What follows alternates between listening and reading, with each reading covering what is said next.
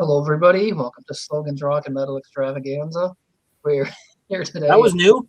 That was our intro. Yeah, we've used that a few times. Still getting the hang of it because I'm doing like a video file share thing to put it up on the screen. But yeah, so yeah, thanks everybody who's in the chat for being here. So we're tackling Iron Maiden. We're doing best songs. So we're going through all 17 albums here, and we're going to talk about our favorite song from each. This was tough because it's just like a lot of the stuff I love it, and it's just like, how do I not pick this? You got like an album with like all the songs you love, and it's just like, what do I pick here? It's just kind of ridiculous. But yeah, so they don't really need much of an introduction. I think everybody kind of knows who Iron Maiden are.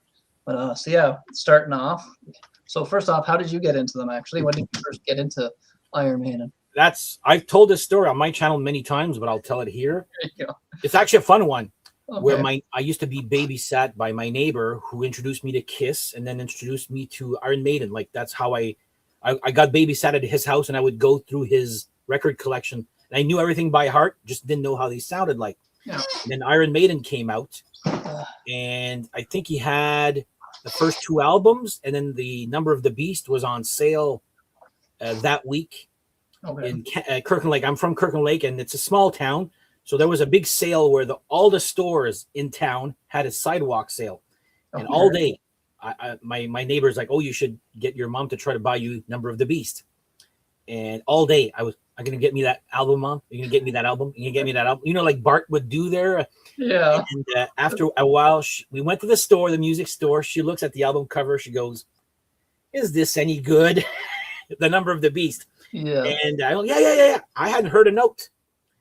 And sure enough, God bless her soul, or God rest her soul, she bought me the album, and I was a fan since I was 10. Cool. So 1982, I got that album, and the rest is history. So cool. Then I got everything after that. I got into aviation and found Bruce Dickinson flying planes. I have posters on my walls and big on one ceiling. Yeah, that's cool. Johnny, I still have my World Slavery Tour T-shirt. That's cool. Wow. Still fits me now that I'm at a. There you go. Wow. You have shirts that still fit you. There you go. From 85. Wow. I had a shirt for. We went to my first time seeing Maiden was for the No Prayer for the Dying. Yeah. And I had a T-shirt, with the tail gunner. That there was and in the back it says "Shoot that Fokker." The airplane. Yeah. The O for the had two bullet holes on top of it, so it looked like a U. Oh my God. I wore that to school the next day. Oh boy. And got told to go back home and change it. But, and this is why I'm very much this still bugs me, as a guy had a Guns N' Roses T-shirt. Where I'm going to tell you which one it is there, but the GNR was here with the uncensored album cover for Appetite for Destruction. Yeah. With the tits out and all that there. I've got that. He gets told not to wear it again. Yeah. But I get told because it should shoot that Fokker, even though I told it's a German plane. Yeah, whatever. Go home. There, he said, your mom is cool, Christina says. There you go. That's cool. So yeah, I kind of got, I'm 38, so I was obviously not around when the stuff was coming out.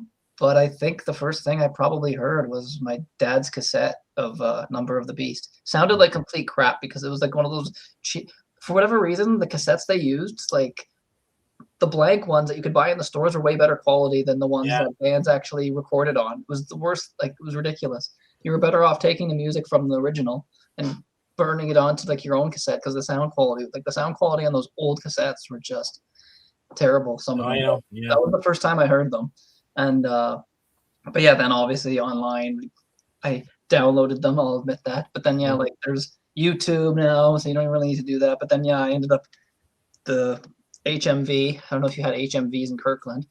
No, I moved here in '84. Okay. So, yeah, HMV, we had that here. Yeah. Well, they did kind of start opening them back up again, but like they're really small. Pop-up stores and Toys R Us, and Toys R Us are gone. They're in Toys R Us. Yeah. So they brought back some Toys R Us's here, and they have HMV. So like it used to be like the huge music store. Their prices were a little bit not too. I guess they were reasonable considering what stuff is now. Yeah. But back then it was considered a little bit pricey, but they had good selection. But the Maiden stuff, because I think Maiden were always kind of like, I think they own their whole catalog. So that somewhat keeps the prices down when the band own their own catalog, because you don't have these labels charging $20-$30 for a CD, or ridiculous prices. But yeah, I remember going, and I was just like sort of still getting into Maiden. I just said, screw it. I bought every CD that store had at that time. This was all one shopping trip. Jesus Christ. Except for the newer ones. I bought everything up to A Matter of Life and Death. So I got every single album that existed except Seventh Son, because my dad already had it. But Final Frontier is obviously newer. But yeah, I bought everything from the debut all the way up to A Matter of Life and Death, which was the new album at the time. So ended up just going. They were like $10 each. Spent like what? Good, that's good. Yeah, I like those little sales of those. Yeah, now I remember what you're talking about for HMV. Yeah, I was like, okay, cool. Yeah, I think they were like $12 each, but then they were like two for 20 or something like that. There, with certain stickers on them. Yeah. I know. I'm like, yeah. See, so I went and just grabbed them all, and just ended up falling in love with most of this stuff. Like even the later stuff, which we'll get into. There's certain songs that jump out, but like I don't think there's a bad song in this catalog. Like even the newer stuff, which I know everyone craps on, like Senjutsu. At the end of the day, it's not bad music. It just kind of starts to get to like the little bit of the repetitive side on some of the later stuff. But none of the music is actually. We'll get to that one, yeah. So, but yeah, Johnny, that's me too. My sweet spot. Same thing, Johnny. Yeah. I mean, I still I probably get shot for when I pick some of these picks. People are gonna be like, I'm out once I pick some of these songs from the later album, but we'll see. But yeah, so we got their album covers though. They don't have a bad album cover, I don't think. These album covers no, that's not true. We'll get to that one. But yeah, this is a wicked album cover. You've got the remake. The remaster. I've never realized that it's slightly different, right? You've got the red eyes of or even Eddie's like different. It's a remake. Yeah. It's a remake of the album. So yeah. You got Eddie, you got me when I was young, and this is me now. So there you go. Yeah. It's good. But yeah, the CD is kind of cool. You got like the Eddie. They were really good with their remasters, like with the artwork and everything. Like look at all this. Like you get all sorts of stuff. You get lyrics, band pictures of like Paul Di'Anno in the early days, and so it's really cool that they did that. But yeah, $10 well spent for each of these. So nice. But yeah, so this was recorded. This was actually recorded in December 79 to January 80. So it's pretty much, and most of these songs actually do go back to like 76, 77, because there are recordings online with their second singer, Dennis Wilcox, singing like a couple of these songs. And he did actually like try to sue them in like 2018, saying like, I never got songwriting credit on these. But then Steve Harris, who writes most of the stuff, their bass player, basically fired back and said, listen, this guy couldn't remember words half the time. He would go out on stage and have to have lyric sheets with him to sing. So there's no way in hell he didn't write anything. He's just a singer. He didn't write anything. And it's weird. Like you would have done that back then, right? When the album came out to try to get songwriting credit. You wait till 2018 to do that. Like it's just, to me, it just seems like, I don't know whatever happened with that whole. You probably had a lot of bills to pay. That's why. It's kind of ridiculous. But apparently, they get some money. His lawyer that started this same lawyer we'll get to once we get to that album. There's a Number of the Beast thing. Like we'll get to that when we get to it. But the same lawyer that represented Dennis Wilcox, I think he was the one that pushed him towards it. And the same exact lawyer had a lawsuit against Maiden with a different client. It was just totally ridiculous. It just seems like this lawyer was just trying to like get money out of Maiden because he knows they had it. It's just really ridiculous, but it's just. But yeah, this is a solid. I know this is probably a hot take. I know Dan disagrees with me, but the first two albums are my favorite, and I prefer Di'Anno over Dickinson. I love Bruce Dickinson, don't get me wrong, but I don't know, just something about that raspy voice. Yes, Bruce's Dickinson actually, his voice held up. I'll give him that. Yes, like longevity wise, yes, he's a superior singer. But the early days of Paul Di'Anno, I think, were untouchable. But it was short lived because he got fired, went through a whole bunch of drug and alcohol problems, and kind of plagued him throughout his life. Finally kind of got his act together near the end, but by then he was like in a wheelchair. And he patched things up with all the members, like even with Bruce and them. He was like cool with Bruce and Blaze Bailey. Like he was cool with the guys that like replaced him. Even Steve Harris went paid for his medical bills or something like that. Yeah, he started like a GoFundMe, like when he got hurt or whatever, when he was in the wheelchair and he was going through all this stuff. But yeah, and then Maiden covered the rest of his expenses. I guess Steve Harris probably did. Yeah. But it's a shame because he has a phenomenal, like I love his voice on these first two albums, but then there's some live footage of him from like the 90s and stuff, and it's just like, man. like I was telling you, I went to a bar to see. This was back when I think he released Paul Diano and Killers, and we went to a bar. Was it Battle Zone or no? No, it wouldn't have been. That was already done. His Battle Zone. I think it was Killers. Just Killers. Okay. It's a guy with one drop of a teardrop. There you go. Yeah. Anyway, that era, early '90s, and we went to a bar with a bunch of friends of mine when I was in college. Now the catch was they were my ride, okay, and they hated the show. His voice was shite, and I have never seen so many people leave a bar or a concert at one time. And when we were leaving, I had to leave because they were my ride. That's the only reason I left. I would have stayed. You know what? I paid for it. That's what I hate about leaving. How much was that ticket? Probably nothing. And I remember the bouncer goes, "If you see people in the street, tell them to come here because this is getting bad here." Yeah, it's a shame.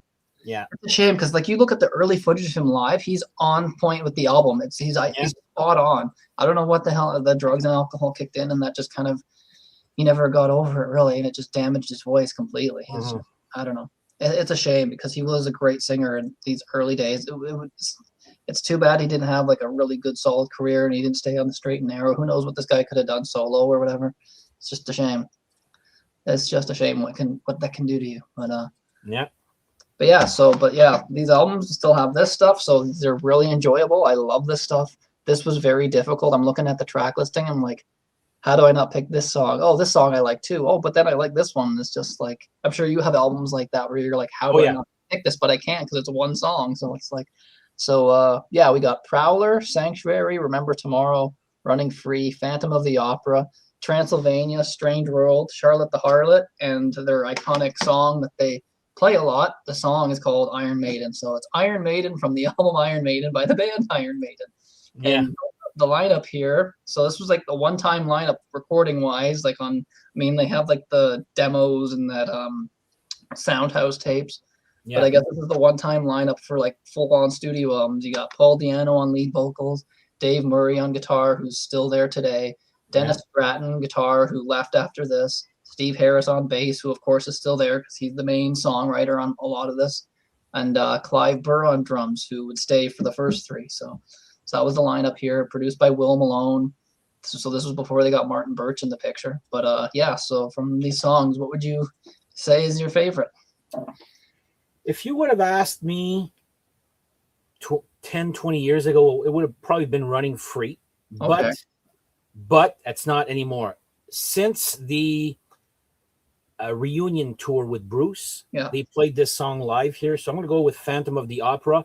I didn't get it until that night when I heard, like, I don't know, you hear it. I hear things differently because I'm a bass player and more rhythm. I don't hear the guitars, but I remember hearing that song live for the first time. You know, when in the middle of Steve Harris with the guitar and the bass, I was like, that live got me right there. So I'm gonna go with Phantom of the Opera for album number 1.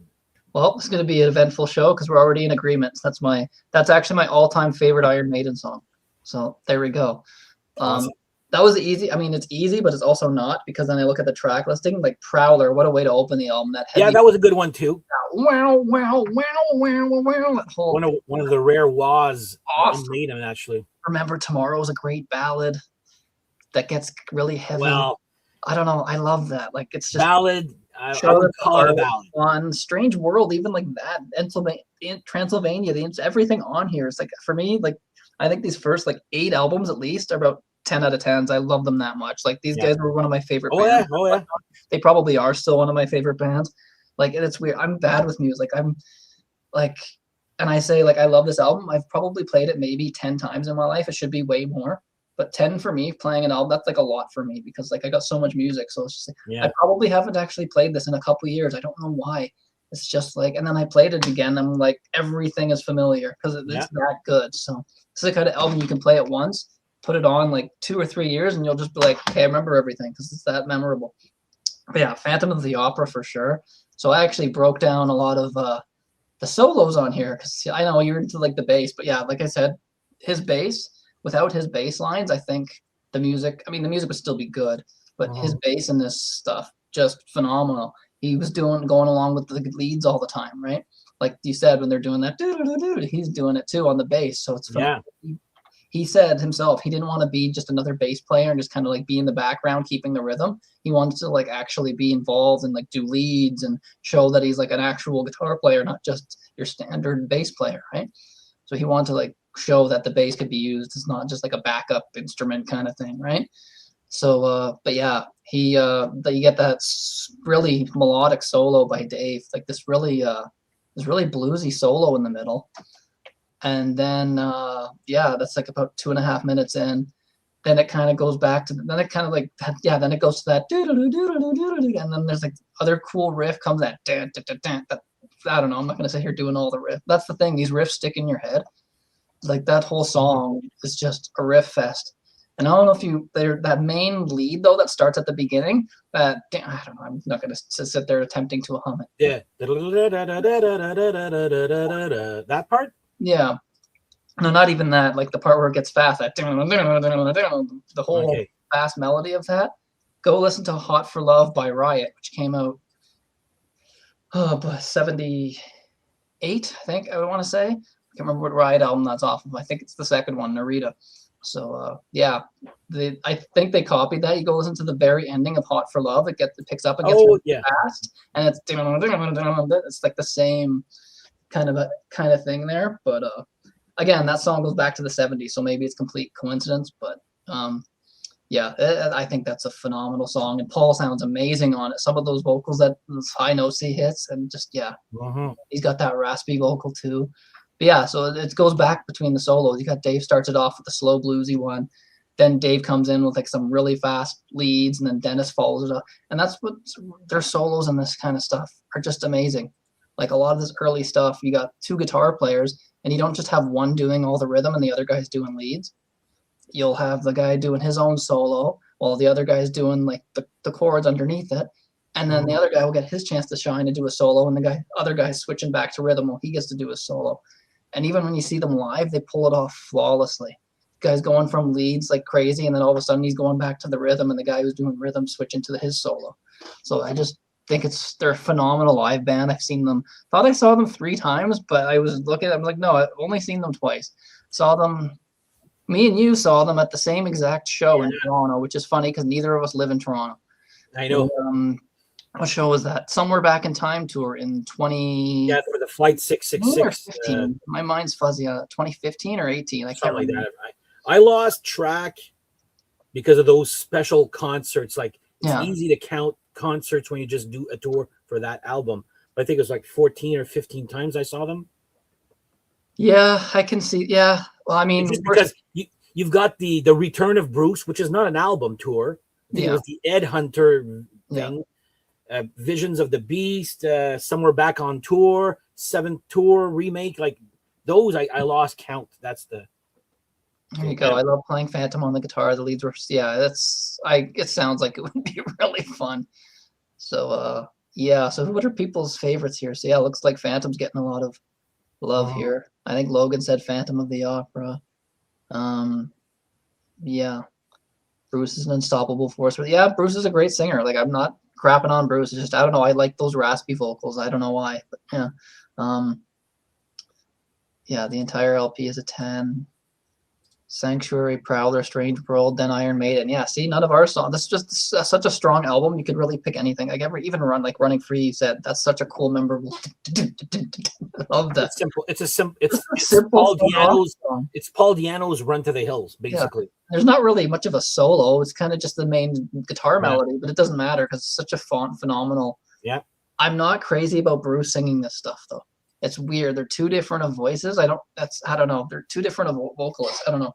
Like Iron Maiden, I'd rather hear Paul do it. I don't like Bruce's version of that song. I'm just sick and tired of hearing that song live. Yeah, I like that song. The song. We have to play it now because of the gimmick. But to me, it's not that great of a song. It's a fun song, but it's good. Don't get me wrong, but it's not that great. But they have to play it because of the gimmick of Eddie. That's it. Yeah, it's funny how it actually became a thing. Like they could have just done it on the first album and then just never did it again, but it became a thing. But got to go Phantom of the Opera. I think that was easy for me simply because it's my favorite song.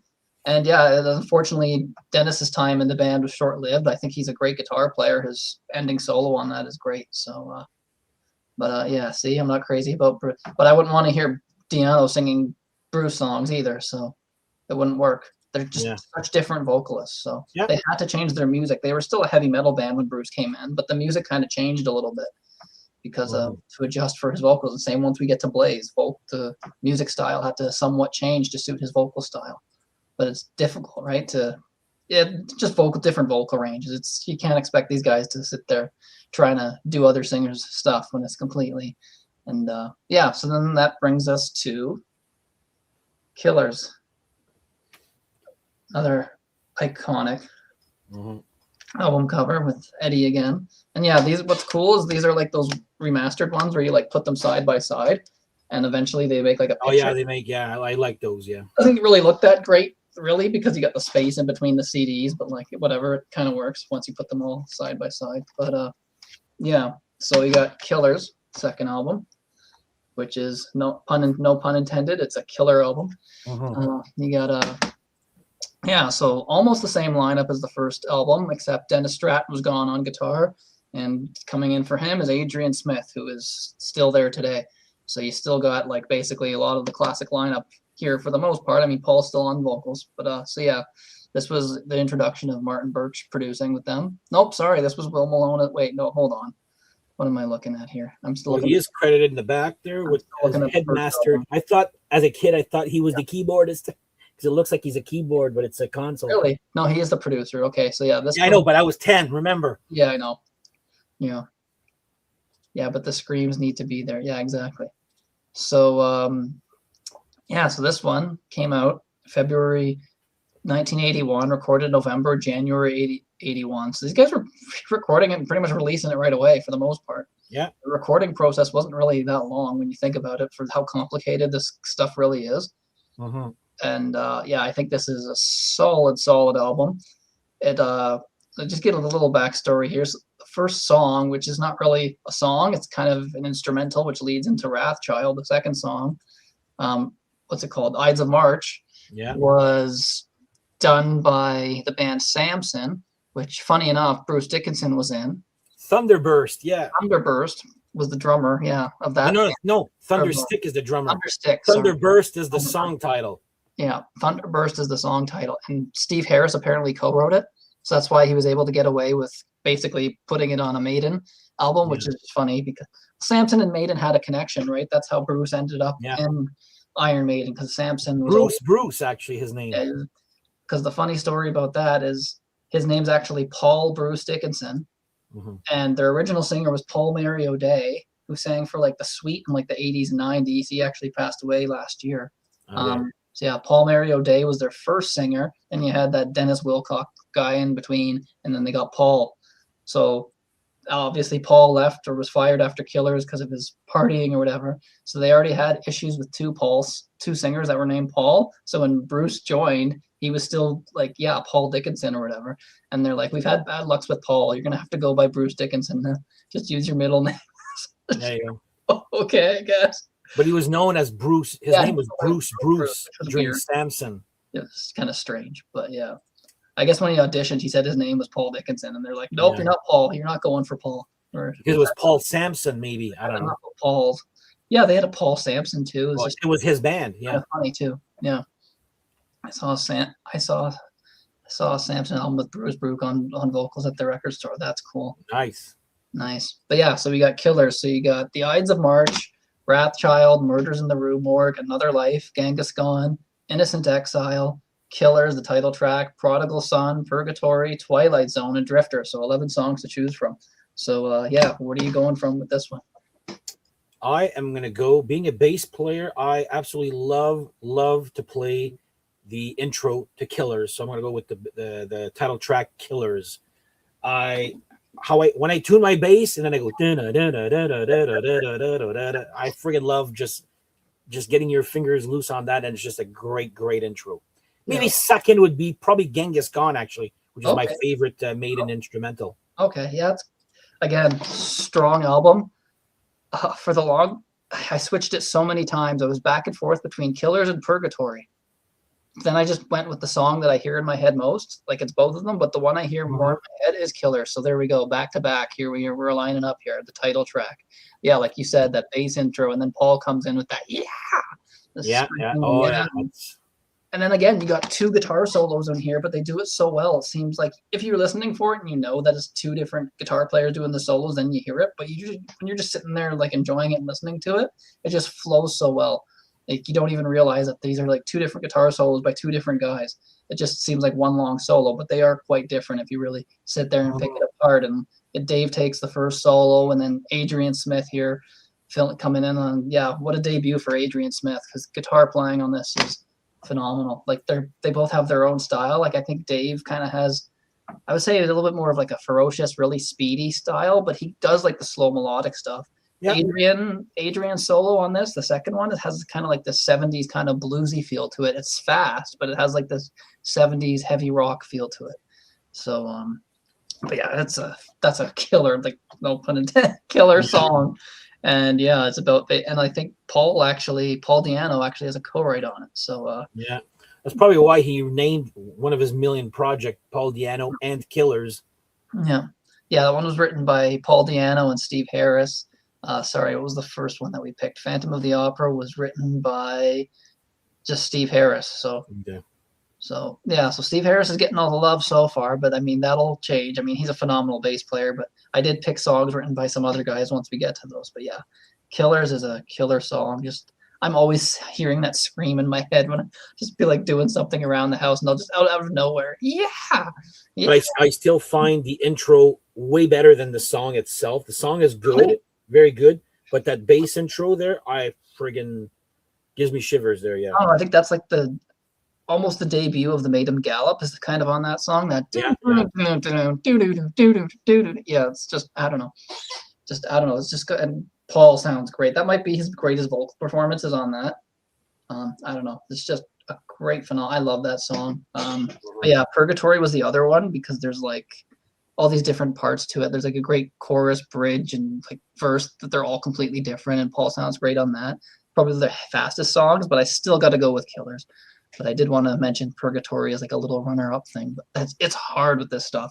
But I could put these on. I could sit there, play this album again, and then just listen to it a second time because it's that good for me. Like I would rate both of these a 10, and same with this one. I'd rate this a 10.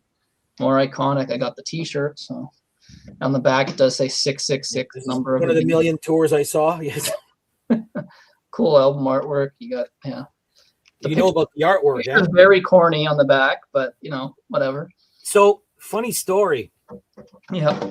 Because here again, dumb story there. Yeah. So in the back of Killers, okay, you see Clive Burr right here, and he's pointing like that. Okay, in the back of Killers.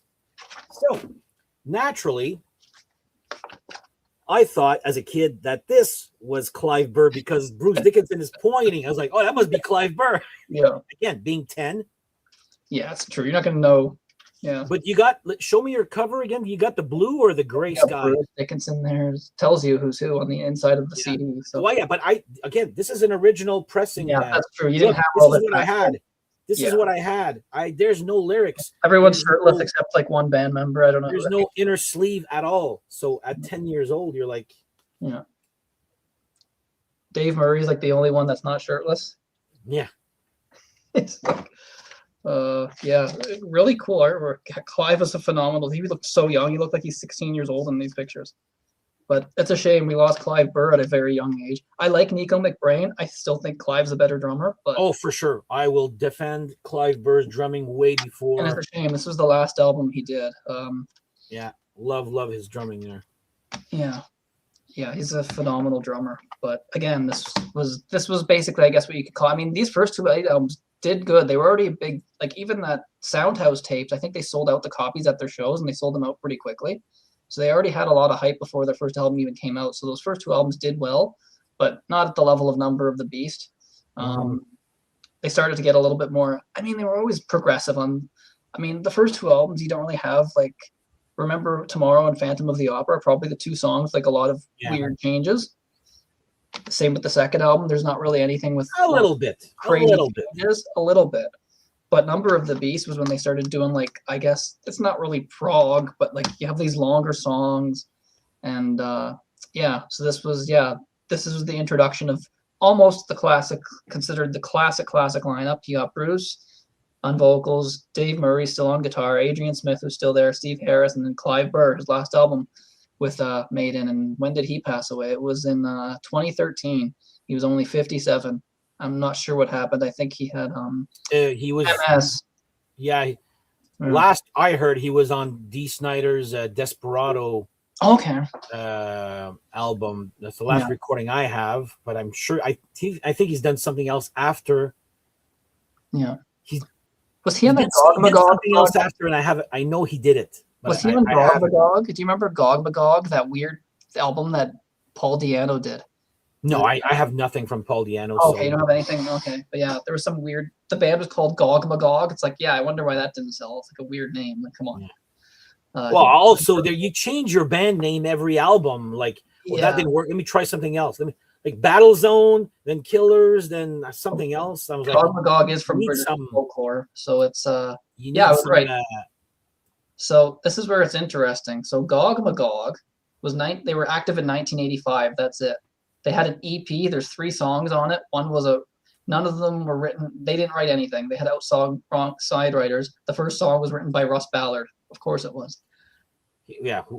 But like, you got the songs "I Will Be There," but that's the Russell Ballard one, and then some Jonathan King. I don't know who the hell that is, but the songs he wrote for Gog Magog for these guys, living in a fucking time warp, and it's illegal, it's immoral, it's unhealthy, but it's fun.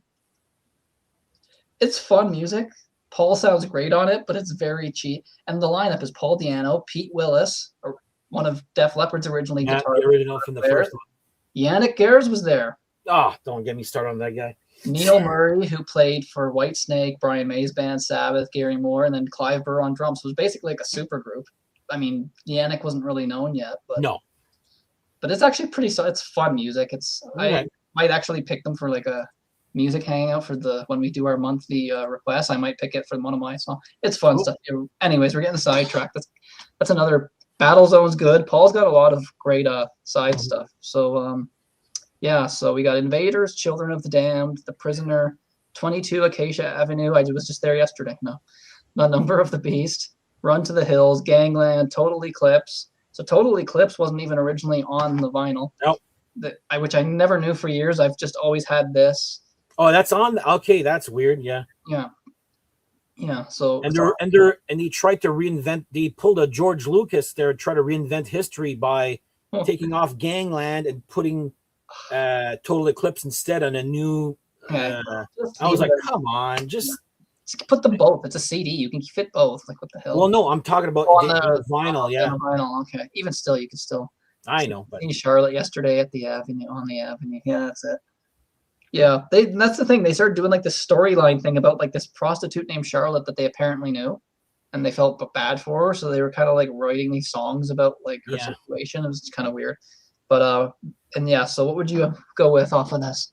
This is a tough one for me because I find every song as like great. Yes, I even find Gangland to be sure it's the least good song to me. But you put Gangland on No Prayer for the Dying, let's say, suddenly Gangland becomes the best song on that album, right? Hey, that's a good song. I don't mind. I know, but it's still my least favorite. Yeah, that's probably my least favorite. That is memorable. Great song. And again, I've had since 1982 to do this. I'm going to go with Hallowed Be Thy Name just because it's in my. I did a ranking or analysis like I'm doing every Wednesday regarding this album. And my friend put, a 10 out of 10 for this song. And I'm like, okay, but he's telling me about these guitar solos at the end. I was like, I have to go and re-listen because what I was paying attention to was the drumming and the bass. Like that's how my brain works. Is not you're a bass player, right? So you're the rhythm section. So I go and pay drummer. My brain goes and listen to the ending, and I just air drum that part at the end, and I love that part. But yeah, like everyone on this probably was the hardest one to Dan's not a number. He's a free Canadian man, says Logan. Yeah, I was laughing at that, Logan, there in the chat there. But Sean picked Total Eclipse. That's a show. That's funny because I wasn't even originally on it. That's cool to pick that though. I had I had the 45 as a kid. So my mom bought me this, but my neighbor gave me the Run to the Hills 45, which had Total Eclipse. So I knew of all the tracks for some reason at the time. So anyway, again, there's not a bad song. I could have tomorrow. It could be 22 Acacia Avenue, like The Prisoner. I went and bought The Prisoner DVDs because of this. Like I was like, what is he talking about? Like, what is that? I thought the sketch as a kid was Dave Murray talking with Bruce Dickinson, but no, it's a TV show from the 60s with Patrick McGoohan. Yeah, love that show, by the way. If you've never seen it, I don't know. It makes sense because it's a cut. The sketch at the beginning is cut like for. Live After Death was 85, I believe. Yes. It was for the Power Slave tour, so yeah, that makes sense. So that was 84. Interesting. Yeah, see, from 3 for 3 here. We didn't compare notes, I swear. Yeah. Again, I was. If your next one is the same as mine, I'm going to eat my shoe. Well, get your shoe out. No.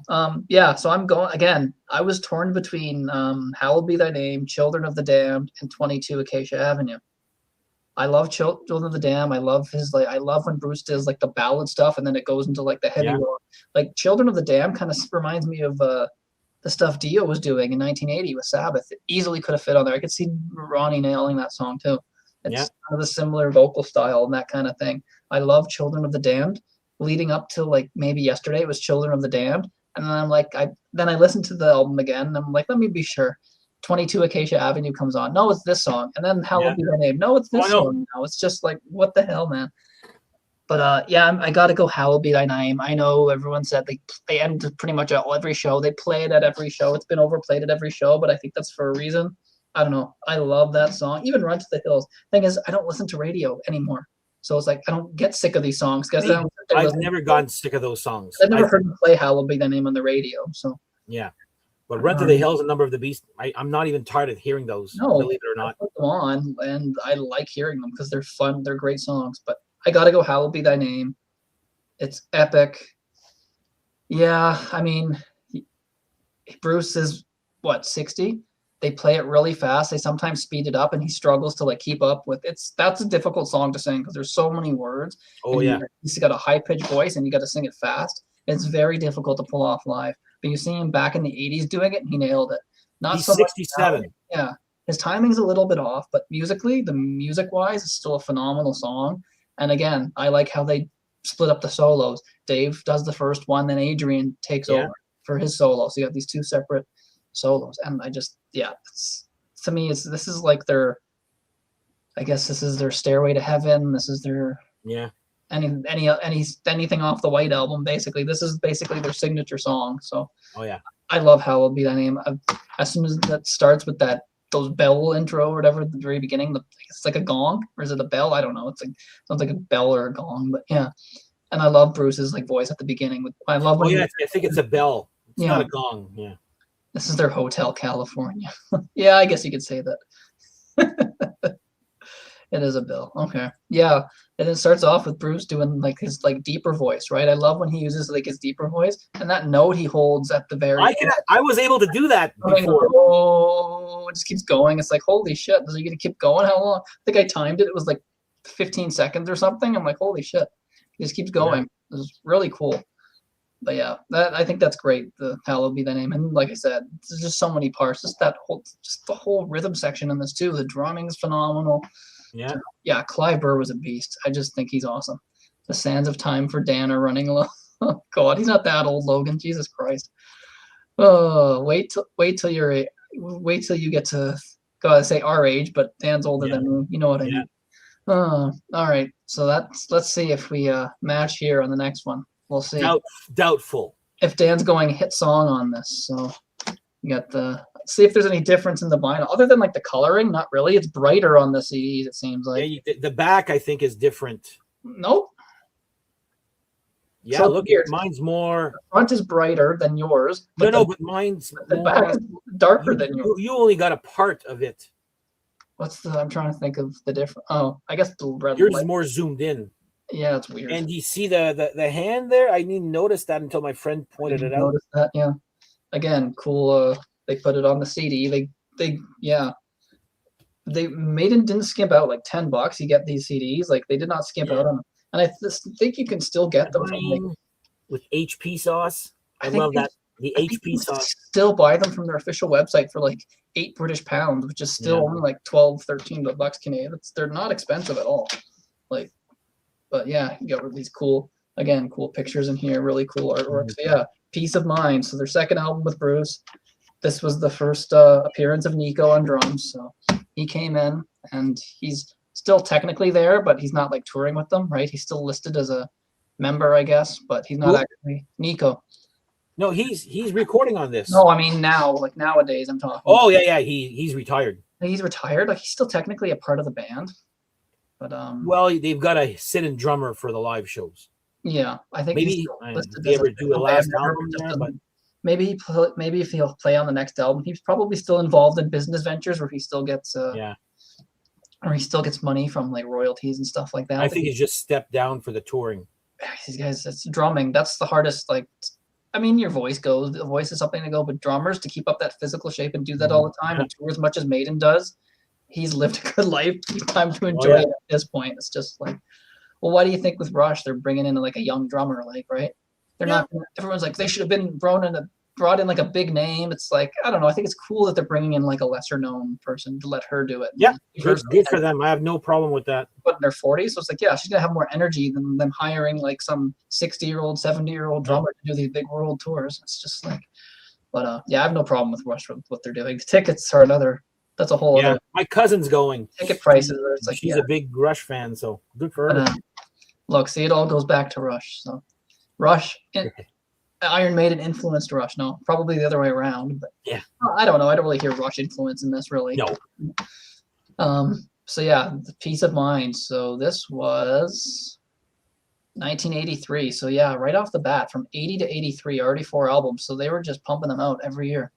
So yeah, this recorded January to March in 83, came out May in 83. This was actually recorded in the Bahamas, believe it or not. Martin Birch again producing. And yeah, so basically this is what people would consider like the classic lineup, right? So you got Bruce, Dave, Adrian, Steve, and now Nico McBrain joining on drums. Clive Burr was out. So yeah, great album. Again, this is a 10. There's everything I like. There's songs I like more, but there's nothing on here where I'm just like, end this song already. So starts off with Where Eagles Dare, Revelations, Flight of Icarus, Die With Your Boots On, The Trooper, which I'm sure that's, if you don't know Iron Maiden, people know that song. Still Life, Quest for Fire, Sun and Steel, and To Tame a Land. And I also want to mention these CDs. I'm not sure which year these. I think they're the 98 reissues. Yeah. The 98 reissues. Yeah, like you get these weird things on the spine. And then you also, each one comes with like some special enhanced CD for use on your PC or Mac. Yeah, I remember those. Does it come with videos and all this like pictures of the band and stuff, exclusive photo galleries, which I've never bothered to look at. I should. And then it comes with like 2 live performances. This one's got Flight of Icarus and Trooper. So you actually get live videos on these. It doesn't have the bonus tracks? Yeah, it gets no, there's no bonus tracks. It's yeah. Cross-Eyed Mary and what the hell was no, you don't get that. These ones are live videos. I think those ones are later on. Those were like in the 2000s, I think. Those were reissued. No, I got the CDs also, and they came out when X Factor came out, so that was in early 90s. Okay, and that had so tracks on them, which on 2 CDs. Okay, so these are even later, and they didn't give you the book. Okay, that's weird. Now I gotta go get those. I mean, Cross-Eyed Mary and I've Got the Fire. Yeah, there you go. Honestly, if I were to do that, I would just go buy that Best of the B-sides, because then you get all of that anyway. Yeah, right? Good luck. It's not cheap. Really? Yeah. Yeah. But yeah, this you get Flight of Icarus and the Trooper, and it's all live footage. So all of these have like live concert footage. This one's got Run to the Hills, Number of the Beast. This one's got Wrathchild and Killers. And this one has Iron Maiden and Phantom of the Opera. So yeah, you're getting like live stuff from all of this stuff. Cross-Eyed Eddie. Oh my god. What the hell are you talking? My cleaning toilet abilities are sexy as my shower cap, Logan. What? I don't know. Okay. Calm down, Ryan. As Grant says, calm down. Yeah. So where are you going with that? This one here, my favorite song, and this I There's a couple of songs I don't really care for, like Quest for Fire has got to be a big dud for me there. That's And the one that everyone Revelations, says. Is it Revelations, I'm not a fan of stop and go music to begin with. But I am going to go with my song, my favorite, and I keep talking about it all the time, saying, why wasn't this a single? Sun and Steel is the song that I'm tired of hearing the Trooper, believe it or not. I love it. It's a great song, but that one is like I'm done. But yeah, I'm gonna go with Sun and Steel. That's my favorite right there. Never tired of it because I hasn't been rammed down my throat for forever. So okay. Oh man, that's a different one, huh? This is because I picked Revelations. Wasn't expecting that, huh? I picked Revelations. I know we differ on that. You don't like. I love that start that da-da-da, where the song goes. Too slow for me, and yeah. I like how it kind of builds though. And what's neat, not on the album, I did look this up, but there's live footage of when they did this live back in the 80s. Bruce would actually play the acoustic part on guitar. At the beginning, he actually did that, and then at one point you see him like run backstage to get rid of the guitar, and he comes back without it. He's like, "Fuck this! I don't want to play anymore. I just want to sing." Yeah, there you go. And during the solo, he climbs on I can't remember who, but he climbs on one of the guitar players' backs. It might even be Steve's actually, but he climbs on one of their backs while they're doing the solo. Yeah. It's kind of funny, but it's kind of funny. But yeah, I think I don't know Revelations. I know you don't like the start and stop thing, so yeah, you would not like this, but I think it's a phenomenal song. Some of the riffs, there's the heavy riff that at the one part before, like kind of reminds me of that the heavy riff when the song picks up and Sweet Mad. When it picks up, it's a little bit better. Sweet Mad and Blue by Styx. It kind of gives me that kind of feel to it. The heavy riff. Never even thought of that. Go listen to Sweet Mad and Blue, that heavy riff, and then listen to this heavy riff. It kind of has that same view to it. But yeah, I have to go with Revelations. I love that. I love when Bruce does like the quiet, slow, mellow stuff, and then it builds and gets heavy.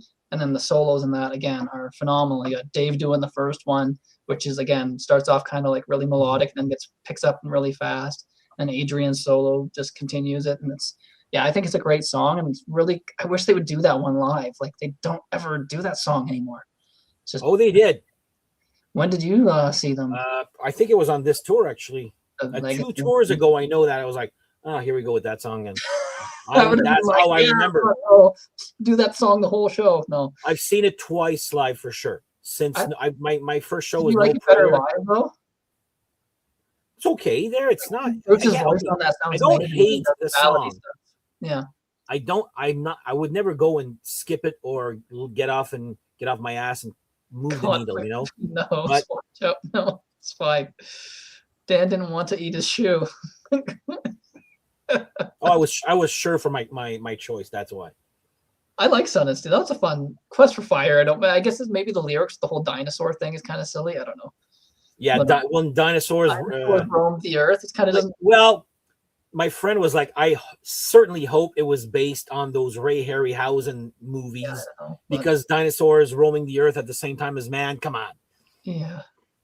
Yeah, no, it was based off the cartoon movie Dinosaurs. No, that wasn't even out yet. I think it was like one of those but also Ray Harryhausen videos there of movies with the claymation there.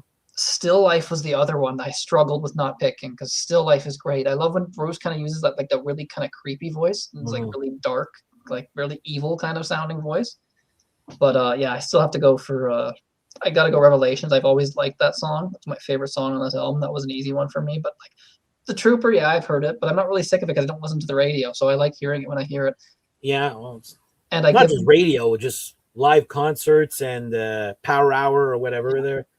Where I give them credit for The Trooper, and this is where this is where my Triumph love is going to kick in. I hear it totally now. I didn't at first, but now that it was like mentioned, I used to go on like the Triumph band forums all the time and chat with people, and people would like constantly like post links to articles where like popular bands were like quoting influence on them, and I think it was Dave Murray. I can't find it now to like show you this, but like I remember reading it, and I think it was Dave Murray who mentioned he had the international version of Rock and Roll Machine, not the original. Yeah. The international one that had Blinding Light Show included on it. Yeah, that was originally from the debut, and they included it on the international version of Rock and Roll Machine. So he said that whole Trooper do do do, it was based off of the Blinding Light show riff and the leads in that. So Okay. which Yeah. if you listen to the songs back to back, you can kind of, not the actual notes themselves, but just that sound. He liked the sound of Rick Emmett on that song, and so that was an influence. So there's a band that doesn't get enough love, is Triumph. I've never talked about them once. No, I'm kidding. Did a whole series on them. November. No, sorry, May. Sorry. Yeah, but so I got to go with Revelations. Though to me, that's my favorite song on this album. So Peace of Mind. And that brings us to Rick should have sued. Yeah, really. Well, Triumph was too busy ripping off Zeppelin that time, so they couldn't really sue themselves. So sue other bands. So. Power Slave. Now this is probably the one that would look coolest on a poster. Oh, this album cover is classy. The album covers like some of the classy and cool. Yeah, and I think the vinyl is yours. Does it feel like leather when you touch it? No. No? It's a reissue. Okay, that's what the original feels like leather, like it's bumpy. Okay. Actually, yeah. Embossed, you mean there? Yeah. Embossed, yeah. Oh, CDs. All right. So then, you got really cool. Again, they did not skimp out on these. Like, cool artwork again on all of these. So, Triumph. It's only I don't hear the Rush thing with Triumph. Oh my God. They just both have high-pitched vocalists. Musically, Rush. Musically, they're not the same. It's a trio. That's the only comparison. That's Maiden trio from Toronto, and that's it. That's where the similarities stop. But so you got Aces High, same lineup. Aces High, 2 Minutes to Midnight. This came out on my birthday, just 19 years earlier. Oh my God, Jesus! That was almost interesting there, Logan. Yeah. Oh God. Yeah, so this has got Aces High. They pretty much open with it. Triumph is a poor man bugle. Okay. Oh, Rush is a poor man's Led Zeppelin. No, I'm kidding. Not the guitar player, the keyboard player. And it's not Max with 2 X's, Brian. It's one. The keyboard player from Max Webster Pass, not the guitar player. That would be Kim Mitchell. God, that would be news everywhere. That happened. Dan would not be here today if that was the case. I would still be mourning. You'd still be mourning. You took a tombstone behind you, or Mitchell. But yeah, you got Aces High, 2 Minutes to Midnight. So again, this album broke them even further because those are huge hits for the band that still get played today every show. Aces High, 2 Minutes to Midnight, Lost for Words, Big Aura. I don't know, but it's like an instrumental, so it's kind of funny. Lost for Words, kind of weird. Yeah. And then Flash of the Blade, The Duelist, Back in the Village, the title track, Power Slave, and then the long 13-minute epic that they'll play live once in a while is Rhyme of the Ancient Mariner. So, Dan, what are you going with? I'm going to, again, surprise you with this one. I almost went with Aces High. Okay. But one that I keep hearing and I'm never, ever tired is Back in the Village. Love that song. Part 2 of The Prisoner. Yeah, it's a great song. I never taught. I hear it. And I'm like, I'm so happy with hearing that one. So yeah, Back in the Village for me. Yeah. Okay. Cool. Yeah, that was a hard one not to pick because I do like that song. Even rhyme with that ending. Back in the Village. Back in the Village. She sings it so fast. It's like holy crap. But at least now we're starting to go in a different direction now. We're not just picking the same freaking songs all the time. That makes it more interesting when we finally delve apart because then we can talk about more songs this way. Rhyme of the Ancient Mariner, as much as I like it, this might be where I piss off some really diehard Maiden fans. And I'm a diehard Maiden fan too, but that 2 minutes or whatever it is of the talking in the middle of it, I would have scrapped that. I know people probably that goes with the theme of the song, but I'm I don't want to. I just want to hear them. I don't like that little part in the middle. It's longer than it needs to be with that talking part in the middle. They've done much worse by wasting our time with stuff in the middle. Trust me. Yeah, but I went with the title track, Power Slave. I just love that. Again, that has that chugging Maiden riff, but there's parts of it where it slows down in the middle. You get this really bluesy solo. Here I am again talking solos. You get this really bluesy solo by Dave, and then Adrian takes a solo, and then Dave takes another solo, and then that really cool, fun 70s style heavy riff that's going underneath the that's playing during the solo is just really fun. I don't know, Power Slave, and I think Bruce sounds great on that. Yeah, awesome Halloween track. Are you talking Rhyme of the Ancient Man? Yeah, even Power Slave kind of has like this Halloween feel to it. Kind of has like this dark. I find it's got more of an Egyptian. Yeah, theme. Egyptian. Yeah, it does kind of have that Egyptian theme. You're right. But yeah, this has that being killed in Iron Maiden in Egypt theme is what it is. Power Slave. I just think that's a great song. Oh yeah, they're all good. Yeah. There's nothing on here. Even the instrumental is kind of cool, even though it's really cheesy, funny wordplay. 2 Minutes to Midnight, yeah, I'm a little bit sick of, but it's still a great song. Yeah, I'm a little sick of it there, that one there, but yeah, good song too. Great. But yeah, I never tire of Aces High though. No, I don't tire. No, I don't tire of it either. But yeah, Power Slave is a great song. I don't know. Everything on here is good. Like, yeah, like that you picked Back in the Village. It's a really good song. But yeah, I like Power Slave. To me, that was, and they did play it. Did they play it live on that tour that we saw? I can't remember if they played that on that show. Which one? Power Slave. I can't remember. They might have, because I know they were playing. Like, oh yeah, well it was somewhere. No, that was Somewhere Back in Time. Somewhere Back in Time. What was it? The Somewhere Back in Time. No, wait. No, that was the remake of Live After Death. See, I again, that's where I get mixed up with these stupid. I thought with Somewhere Back in Time, they were playing songs that weren't. They were playing songs that didn't go past this album, which is next. But yeah. But yeah, so that brings us to. So yeah, we didn't see this tour. We caught the Somewhere Back in Time tour where they. That's what I saw. Yeah. They played all these songs from and just happened to be coincidence that me and Dan were at the same show. He never said hi to me. No, I'm kidding. We didn't know each other back then. Oh, there was a reason I didn't say hi. I didn't like you that time. Back then. It's like one day I'm gonna be on a channel with you. I can predict the future. Yeah, Somewhere in Time. Again, more cool artwork. And I know a lot of people say this is the downfall of Maiden because this is where they introduce like synthesizers and stuff. No, they're wrong. But it's not to the point where it's just like it makes the songs boring. I think it goes well with it. And it's just used in intros for the most part. But I still think this is a great album. Yeah. Oh, it's my second favorite. Okay, cool. So, I'm not going to ruin it. I'll let Dan speak first. So we got Caught Somewhere in Time, which I guess is sort of the title track. Wasted Years, Sea of Madness, Heaven Can Wait, The Loneliness of the Long Distance Runner, Stranger in a Strange Land, not the Triumph one, Deja Vu, and Alexander the Great. So, yeah. Or the Ace Frehley. Ace Frehley also has Stranger in a Strange Land. It's a very overused title, I think. Yeah. Well, it's a known title, I think, there. Yeah. And nothing from here they really play live other than Wasted Years, Caught Somewhere in Time. But so what's your pick from this one? Caught Somewhere in Time, the song itself is the first song I ever learned on bass. I actually went that route. I was able to play it not too bad. My friend's like, I think we got a band. But I'm actually going to go with Stranger in a Strange Land. I just love the bum bum bum bum bum bum bum bum bum bum bum. Love that song. Love that song. So yeah, Stranger in a Strange Land for me for Somewhere in Time. Cool. Yeah. See, we're going to. And Wasted Years again. That's one I can't hear. I don't want to hear that one ever again. Oh my god, that's my pick. Oh, it's a good song.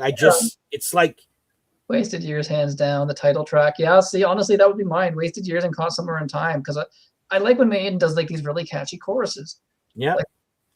And I also have another reason for Wasted Years aside from it being like a really fun song. It's it's just a really, I don't know, that melody at the very beginning, the guitar line, that doot doot doot, and then it goes back to it. Yeah, but it's very easy to do because I can do it. Very well, yeah. I don't know, it's just fun. It's great. It doesn't need to be complicated to be good there. I think it's got a good solo by Adrian. Adrian does a guitar solo on that one. I think it's just a good melodic solo. It's a great song. I can see why it was a hit. That's a song that's I guess, would that be their biggest radio hit, I guess? I don't know. Yeah. One of them, maybe, yeah. Hers have a deep connection to me with, yeah. So, that's another thing. I'm not going to get too sentimental or sappy here, but, like, I was involved with a girl who was not, like, I was just going to say it didn't go well, and I played that song and it helped me get over it, because I'm just like, you know what? I kind of made the connection. It was just wasting my time with her anyways kind of thing, and that song kind of got me out of that and cheered it up. So it was just like, whatever. But yeah, it was like a 1 month relationship. It's not a big deal. So it's like, whatever. Okay. at the end of the day. But I was young, so I was like, whatever. But no, the other reason, whenever I think of that song now, pass the tissues, Logan. The best part about that song is it's on YouTube. I'm not going to show the clip because I don't want this to get taken down, because sometimes showing actual videos can wasted one. That girl, reach out. No. Sheriff of Huddersfield. No, there was they were on a German TV show.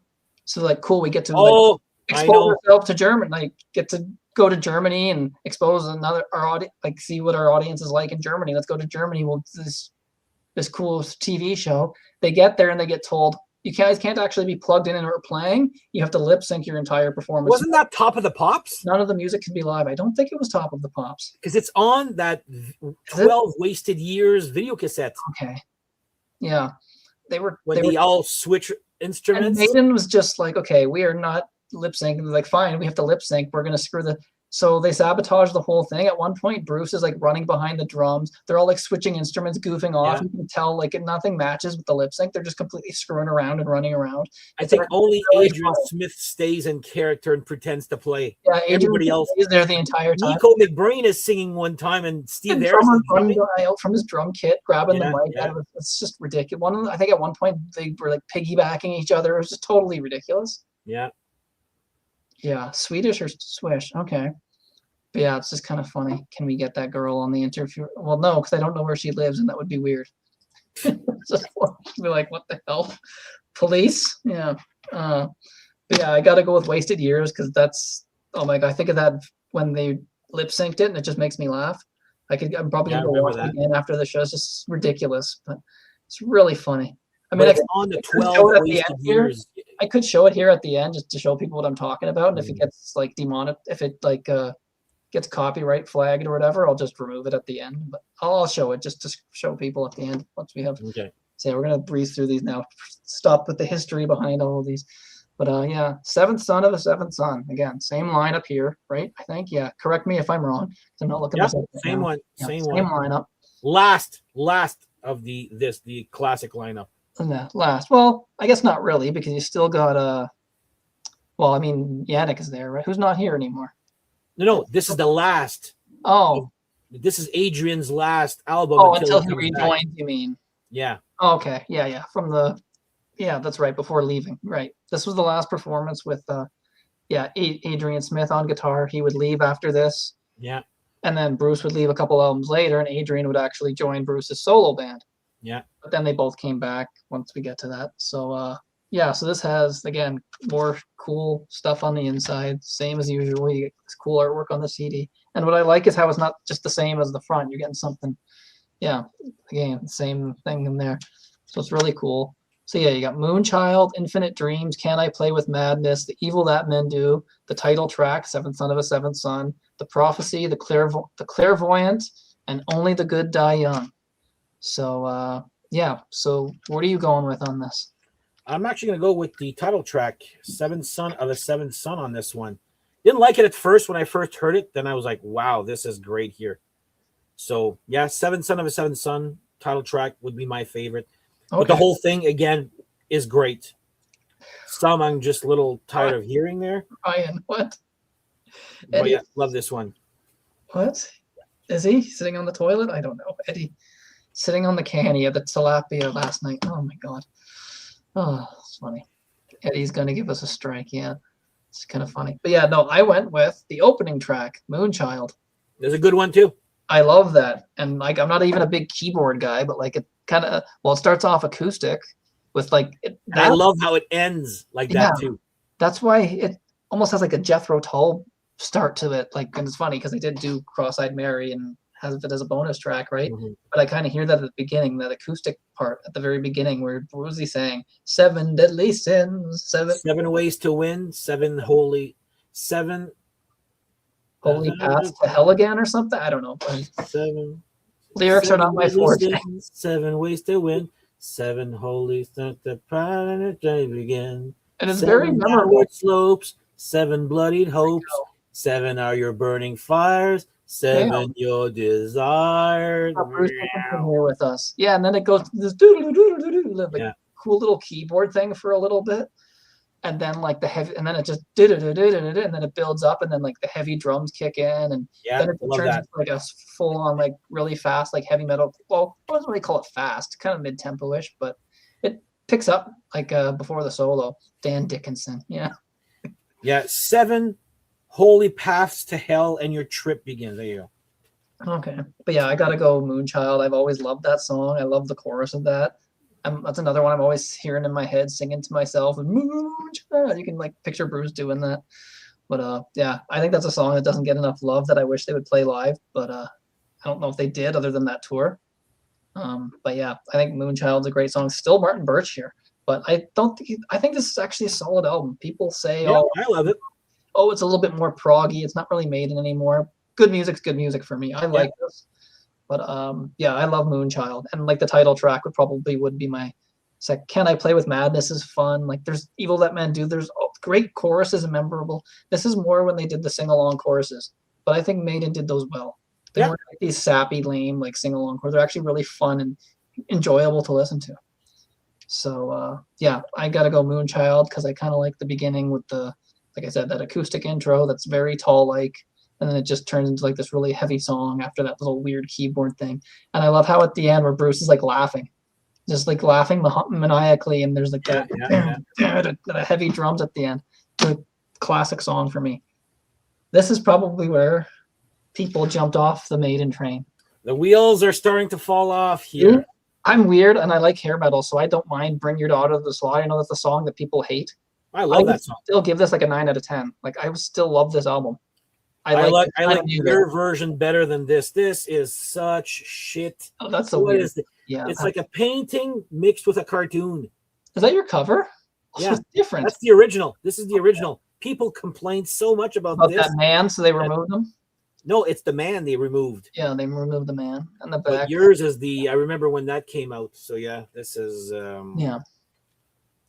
So this is who joined on this. This was Adrian Smith was out and Yannick Jers is there, but he's still with the band now because Adrian and Bruce came back, and then they decided to keep Yannick. So I thought that was cool of them. Like they didn't have to do that. They could have just said you're gone. We brought back our old guitar player. They kept him. So I guess just I don't know why, because he annoys the crap out of me. Come on, I am gonna start praising him like crazy on some of these later albums. So we'll get to that. I hate Yannick Gers. Like he should be in Poison. What did he do to you? Jesus. Show me on Eddie where Yannick touched you. No, it's Live. Live is just annoys me so much. He should be in Poison. Well, you don't like the way he acts live. He should be in Poison, not Maiden. You were throwing up the. Oh my God! It's like know where he got that from. He said he was influenced by Rory Gallagher, but Rory was the only guitar player and he could pull it off and play. He seems like he's just kind of. Yeah, it's a little bit too much where he's doing it like the entire show. We all joke with my friends and I goes, I bet you Maiden doesn't even realize his guitar is not plugged in. Oh, come on. I think he's playing. I'm just joking. It's a joke. Like when I saw him live, actually, it was the show that me and you saw, the Caught Somewhere in Time. Yeah. Or was it that one? Yeah, it was that one. No, it was the one we saw is the the best Somewhere Back in Time. Live After Death remake. Okay. No, it was Somewhere Back in Time, wasn't it? Well, no, that just happened like 3 years ago, 4 years ago. No, it wasn't this. I saw them when they did the Somewhere Back in Time tour, when they used Hallowed Be Thy Name for the Toronto footage for their live DVD. But then they play anyway, yeah, it was like 2015 or whatever. But again, I don't because of all these special tours, I don't remember which one was which. Our seats were like right by Yannick, so it was kind of funny. We're at kind of like side stage, and he was the whole time I couldn't take my eyes off of him. It was kind of entertaining watching this guy just throw his guitar around the entire time. I'm like, is he playing it? I think he is. Like he would see him do solos and stuff, so he was playing it. Yeah, it's because they're guitar players, right? So some of their songs don't really need 3. So I guess maybe he's getting bored and he's just like, throw my guitar up in the air and catch it. And it was he would like throw it like he's going to throw it out to the audience and then just bring it back to him. It was very entertaining, very energetic. I wish I had his energy, but I don't know. It was Steve Harris's daughter, Lauren Harris. She opened up the show. So was it that I show? saw her live. That was, my God. Yeah, that was 2015 then. I saw that tour because I saw her live. Yeah, she was Very, open. very, very cute girl. I'll say that. And that was Richie Faulkner playing guitar for Yeah, her, who would yeah, end up, who's now in Judas Priest. So yeah. they were, yeah, that was a fun show. I felt bad for her. I realized right away because they announced Lauren Harris band. I was like, oh, that must be Steve's daughter, I guess. And I was right. Obviously, it was. Mm-hmm. But oh, she got a rough go at that show. People were like people were just kept chanting, "We want Maiden, we want Maiden," and then Hey, it's better than take off your top. No, I've heard that too. Someone Yeah. yelled that out too. It's just like, show us your show us your you know what. But yeah, Yeah. it was not a fun experience for her. It's I'm surprised Steve didn't come out and be like, "This is my daughter, you idiots!" Like, I know you're here to see us, but this is my freaking daughter you're making fun of. I thought they were good. Like, she had a good voice, and I have the album digitally. I still have it. Okay. Yeah, they were a great opening band. It was kind of nepotism. There you go. Yeah. But at least they didn't have an artist opening for them like Kiss. Remember, had that guy like painting and stuff. I'm like, the painting. It was cool painting, but yeah, it's like, not. Like, what's that have to do with like? This is not an art gallery. Like, what? It was weird. I don't know. It was just kind of strange. But that's a whole other. That's Kiss. So we got Tail Gunner, Holy Smoke, which had a music video. Have you seen that music video? Yeah, Tail Gunner also had a video for that. Okay. No Prayer for the Dying, Public Enema #1, not Enemy. I don't know what the hell. Yeah, I don't want to know what a Public Enema is. Public Enema #1, not #2, but number. Yeah. Fate's Warning. Wonder where they got that name. There might be a band called that. Yeah. The Assassin, Run Silent, Run Deep, Hooks in You, and then the Bring Your Daughter to the Slaughter, which was originally done by Bruce solo. Yeah. He recorded it for Nightmare on Elm Street Part 5. And then Steve Harris went, "Oh, I actually like that." So yeah, I love it. Let's put that on the album and redo it. Yeah, it's corny lyrically. It's Bruce Dickinson wrote the whole thing, and it's very like sexual, and it's kind of really, it's funny. It's very tongue in cheek. It's very unlike anything else that Maiden really did for the most part. I still think it's a good fun song, but then Mother Russia. So what are you going with, Dan?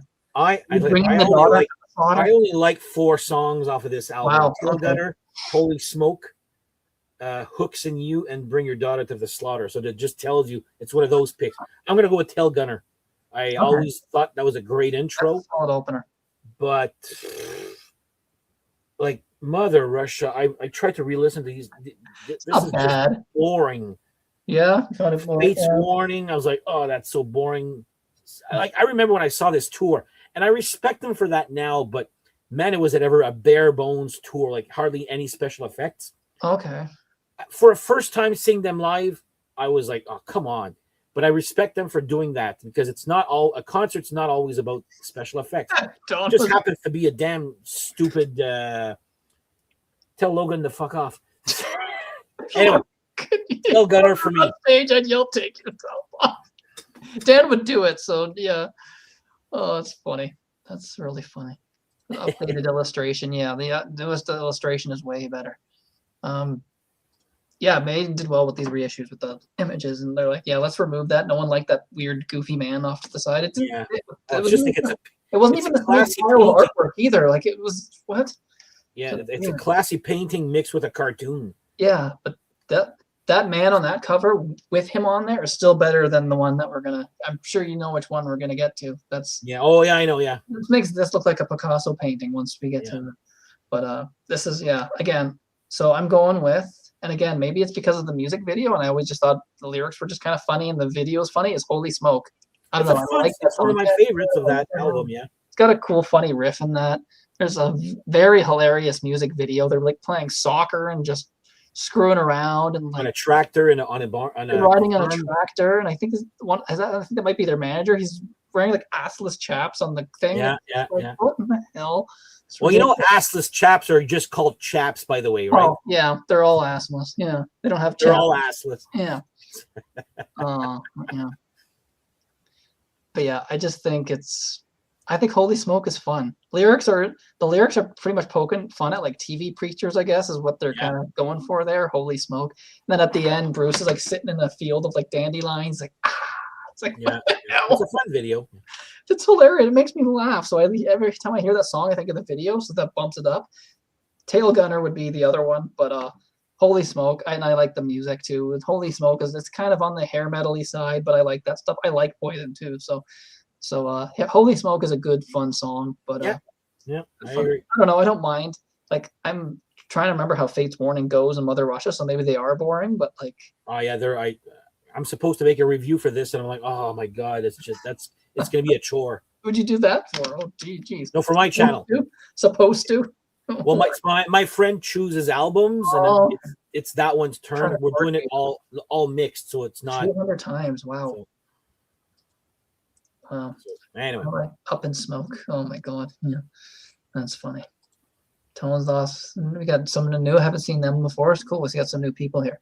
Good. I knew Iron Maiden would bring in the people. So imagine if it was like a No Prayer for the Dying show. Just like, yeah. People would tune in, like leave after 5 minutes. I don't think it's that bad of an album. I think it gets shit on unfairly, but no, I think it gets shit on unfairly. Better or worse? This is even worse. You think? Well, about as equal. Yeah. I think the album cover is good and bad at the same time. I think it's cool. Eddie in a tree. I think it's kind of cool. It doesn't yeah, really look like Eddie. This part is great. This is wasted space right here. Like this should have been anyway. That's neat. I think it looks better on the CD because it takes up less space. Yeah. Oh yeah. This is just wasted space. It doesn't. Yeah, but I still think it's a solid album. So you start off with. This was in the 90s, so this was 90. Stupid CD says 98, so it's like 92, I think. 92 or 90? 92, yeah. 92. This is the last album with Bruce before he would come back for the reunions. But yeah, so same lineup as the previous album. You still got Yannick here. So you got Be Quick or Be Dead, From Here to Eternity, Afraid to Shoot Strangers, Fear is the Key, Childhood End, Wasting Love, The Fugitive, Chains of Misery, The Apparition, Judas Be My Guide, Weekend Warrior, and of course the title track, Fear of the Dark, which I'm sure everyone knows and is probably sick of, but I think it's a great song. But let's see what Dan says. Yeah, Fear of the Dark, I am sick and tired of hearing that one live. But I understand why they play it. I think it's great what it happens to it live. When I first heard it, I was like, wow, that's not my favorite song of the album. Weekend Warrior and The Apparition have got to be two of the biggest duds they've ever made. I like Weekend Warrior. It sounds like it's like them doing AC/DC, and it's kind of like it's a good song if it was on Bruce Dickinson's first album. It fits there sonically, I find. But I'm gonna go with Judas Be My Guide. Wow. Okay. That's not a song anyone talks about, but that's cool. No, it's the one that annoys me the least. Annoys you the least. The song From Here to Eternity is a fun song. I did see this tour, and I was right in front of Bruce Dickinson. Okay. But it was in a barn. Like they were. It was like a 1,000. Even with that 3,000. There was no way there was 3,000 people there. I think it was maybe 500. Even with Fear of the Dark, because that was a huge song for them. So you think that would have been a big show still? Oh no, they did so poorly. They had to play beside the arena. Oh my god! Here in Ottawa. See, I like Fear of the Dark. That's not my pick. I almost did pick it. I almost went with Fear of the Dark because it's the big hit and the classic song for a reason. And now I just sing it as Fear of the Duck because of his accent. That's kind of. I think people made that joke before. You go to the comments and people are like, Fear of the Duck, Fear of the Duck, Fear of the Duck. It's just like, okay, whatever. So, yeah, I would definitely, I'm going with I was going to say title track, but the opening track, Be Quick or Be Dead. I like Be Quick or Be Dead. Again, I like when Bruce kind of uses that like sinister kind of like evil voice, just this really fast paced heavy metal song that hits you in the face. And again, yeah, you got two solos again on here. Yannick actually does the first solo. And Dave does the second one. So I'm going to give Yannick some love because I think he does a great solo on this. Guess he's not going to get any love from me. There goes Yannick's not sending you any. There goes the Yannick Gears interview, Dan. Thanks. Yeah, that's fine.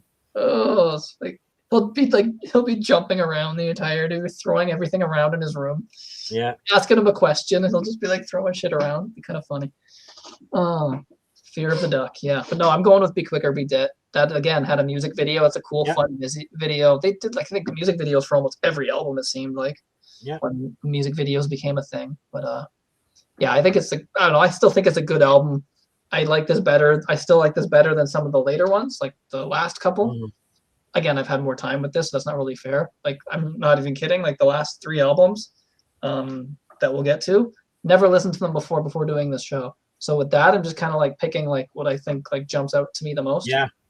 Because it's like maybe I just need more time with them and something will click with those albums. But I still think this is better. Like, but that brings us to the first one with Wolfsbane singer Blaze Bayley, who would leave Wolfsbane to join Maiden, which in hindsight was kind of an odd choice because again, totally different vocal range than Bruce, which is fine, but they couldn't get away. This album didn't do well enough for them to just play this album the entire way through and like they had to play like the classics, and he cannot sing the Bruce stuff. Great voice. Bruce probably couldn't sing his stuff either. I saw this tour live. Okay. He did a fantastic job. Yeah. Live. Okay. I was getting ready to go hate on him, and he impressed me and my friends. Like we were like, wow. Well, okay, maybe we're wrong. Yeah. And then other stuff happened there, but well, unfortunately, there was but the album, yeah. Did you see that incident in Chile? Yeah. I felt so bad for him. Steve Harris is like a calm guy. I've never seen him that pissed off. I know. Even Blaze seems like a pretty chill dude, but like they like, oh my god, they're doing the Trooper. Sounded kind of rough. Sounded a little bit bad, but like right at the beginning of the song, some guy I guess was like spitting at him or something. Yeah, I saw that. Spitting at him in the front row. Give it credit to them. They just kept going throughout the whole song, but they were playing it way too fast. It was the Trooper, and they were playing it way too fast, and Blaze doesn't have the voice to sing that really fast stuff. He's got more of like a slower song kind of. So yeah, he was kind of like, it wasn't, I don't want to really trash the guy. It was just out of his vocal range. That's really on the band themselves for expecting him to sing that kind of stuff. But like, and he just seemed pissed off the entire time while he's singing it. He's just like staring down the guy. You hear him, like see him like mouthing to the guy, and then as soon as the song's over, you hear Nico start the drum beat for Running Free, and then end it as soon as you hear Blaze freaking out. I effing told you. Oh, I fucking starts freaking out on the guy. That fella spit on me. Fuck off. He's like starts throwing this big huge fit. I'll effing kill you, you mother effer. It's just like, oh my god. And then Steve Harris is just there like going like this. Like staring him down. I was just like, oh man, this poor guy is like, whether the guy is singing terribly, to spit on him is just completely rude. Just leave the show if you hate it that much. Just sit there spitting at the guy, like it's just really ridiculous. It's sad because these guys don't deserve. I was struck Maiden as pretty easygoing guys. Like you see their videos, you don't do this well and be this successful. Oh, if you're complete arrogant assholes. You didn't hear about the tomato incident with Maiden and Sabbath? And well, that's a whole Sharon. I know, but still, that's If something pisses you off, you're gonna react. Yeah, I know, but you've done something to piss off Steve Harris. Yeah. He seems like a pretty calm, chill dude. Mm-hmm. It's just kind of fun. I wouldn't screw with Blaze Bayley too. The guy was built too, freaking huge. Oh, I know. Yeah. Like I'll effing kill you, F off. It's actually kind of funny to watch it, knowing that like everything went fine, but like it's just I don't know. Poor Blaze. He didn't deserve that. Like that's just fair. And I think Steve Harris has gone on record saying it was so unfair on Blaze to like expect him to sing the Bruce stuff, and it's like they were probably hoping this album like was huge and they could just get away with playing the entire thing. Like, if I was Maiden when they did that album, I wouldn't have toured. I would have recorded the songs in the proper key. It almost feels like the album was recorded before he got there. He goes, all right, we recorded the album. You do your best. You do what you can. I'm like, come on. Like some songs you're listening, you're like, oh, that. Like, look at this track listing. Can you even read that? Like, who the hell designed that? That's too much, man. I can't even read that. Like, I got good eyesight. I'm like having to. So you got Sign of the Cross, Lord of the Flies, Man on the Edge, Fortunes of War, Look for the Truth, The Aftermath, Judgment of Heaven, Blood on the World's Hands, The Edge of Darkness, 2 a.m., and The Unbeliever. Total running time 70 minutes. So this is where we're starting to get really long here. With it's lots of like long epic songs. Yeah, Steve Harris really hasn't aged. His hair's got gray, and that's basically it. Yeah, he still looks good. Yeah, it's a dark feeling. Yeah, it is really darker. But it has the dark. It being dark is not the reason I don't like it. Yeah, they should have tuned down live. I know they're very anti-tuned down, but he's got a deeper voice. You can't exactly. He doesn't have the same Run to the Hill. It's ridiculous. Even but again, live was not an issue. I saw this tour live, and he did great. Okay. we were really impressed. I'm talking about the album itself should have been but play. You're a musician. You should be able to. Yeah. I don't think playing this song in E would be good. Let's just move her and play in an A or something. I don't know. Well, Bruce has said himself, I probably couldn't sing a lot of the stuff that Blaze did either. So it's like they're two different vocalists. It's not it's like imagine it's like expecting Brian Johnson to sing like freaking Maiden. It wouldn't work. Like what? It just wouldn't work. I know. Wrong voice. It's just wrong voice for that. But he did well with what he could. So what are you picking for this? I am actually going to go with Blood on the World's Hands. It's the most original, great bass intro. It's not. You're going to pick the bass intro songs because it's not. Well, it's. I tried to play it too. It's actually not as easy as I thought it would be. There, it's definitely not recorded to a click track. I can tell you that. And this Maiden with Nico McBrain has never been recorded on a click track. That's why I prefer Clive Burr, by the way. Yeah. But yeah. Blood on the World's Hands, the chorus. Oh my God, it's so good. Everything works for this. Okay. The riff is cool during the chorus. So yeah, I'm going to go with that one. Even though I think Sign of the Cross is good, I would have chopped off a good 2 minutes out of that one there. But yeah, there you go. Blood on the World's Hands for me. Cool. I'm going with, this song never gets mentioned. I don't know if they played it live, is The Aftermath. Couldn't even remember how that goes. Really? Oh my God. Again, the I guess you could call it like it's an anti-war song. Those songs always kind of war songs. I'm tired of hearing also. Like I don't know, that stuff appeals to me. And I'm not even a lyrics guy, but when I hear that, I'm all in. It's weird. It's just weird how my mind works. Mind you, as long as he didn't choose Fortunes of War, that one is terrible. His vocals. I'm like, how low did you want this guy to sing? This is not even cool. So yeah, I think Aftermath was made more for his vocal range. It's kind of like mellow. I mean, it is. It's not really. I don't call it a ballad because it's like a war song, like an anti-war song. It's basically about like they got the lyrics in there. What does a soldier become after the war, kind of thing. So it's got really deep lyrics. And Steve Harris was always writing like really deep lyrics. I'm trying to think if it's actually written by Steve here, but probably. Yeah. Actually, so Harris, Bailey, and Gers, all three of them have songwriting on that. Well, the songwriting credit is for Yannick. He actually does the guitar solo on it, so that's why he's got the songwriting credit. He does the solo, but I like Aftermath. I don't know, just that whole part where he's just after the war. I don't know. I think that's very. Yeah, I know that you're singing that part. I know what song you're talking about. I think that's very memorable. I don't know. I love that song. I mean, I don't think there's anything really bad on it, but again, nothing. Yeah, Fortunes of War is bad. Really sticks in your head when you listen to this. Nothing's super memorable. Sign of the Cross is good. The song you picked is great. Like there's some great solid stuff. Blaze has a great voice, but yeah, odd choice for Maiden though. But great singer. His Wolfsbane stuff is great. Yeah, everybody says the same thing. Nobody blames Blaze for this. No, they blame everybody else. Oh yeah, and that's how I do it. Steve Harris hired him, so it's just like no, but I'm like I would have seriously played like still stay tuned in E. Like you guys are tuned in E. I know that because I played damn songs, but just change the keys to the songs to meet your new singer. This album is 70 minutes, so they could have just played the entire album. People might not have wanted to see that, but I don't know. Yeah. And then this one, I think none of these even went gold. Like these didn't even chart. Unfortunately, because I still think there is good material on here.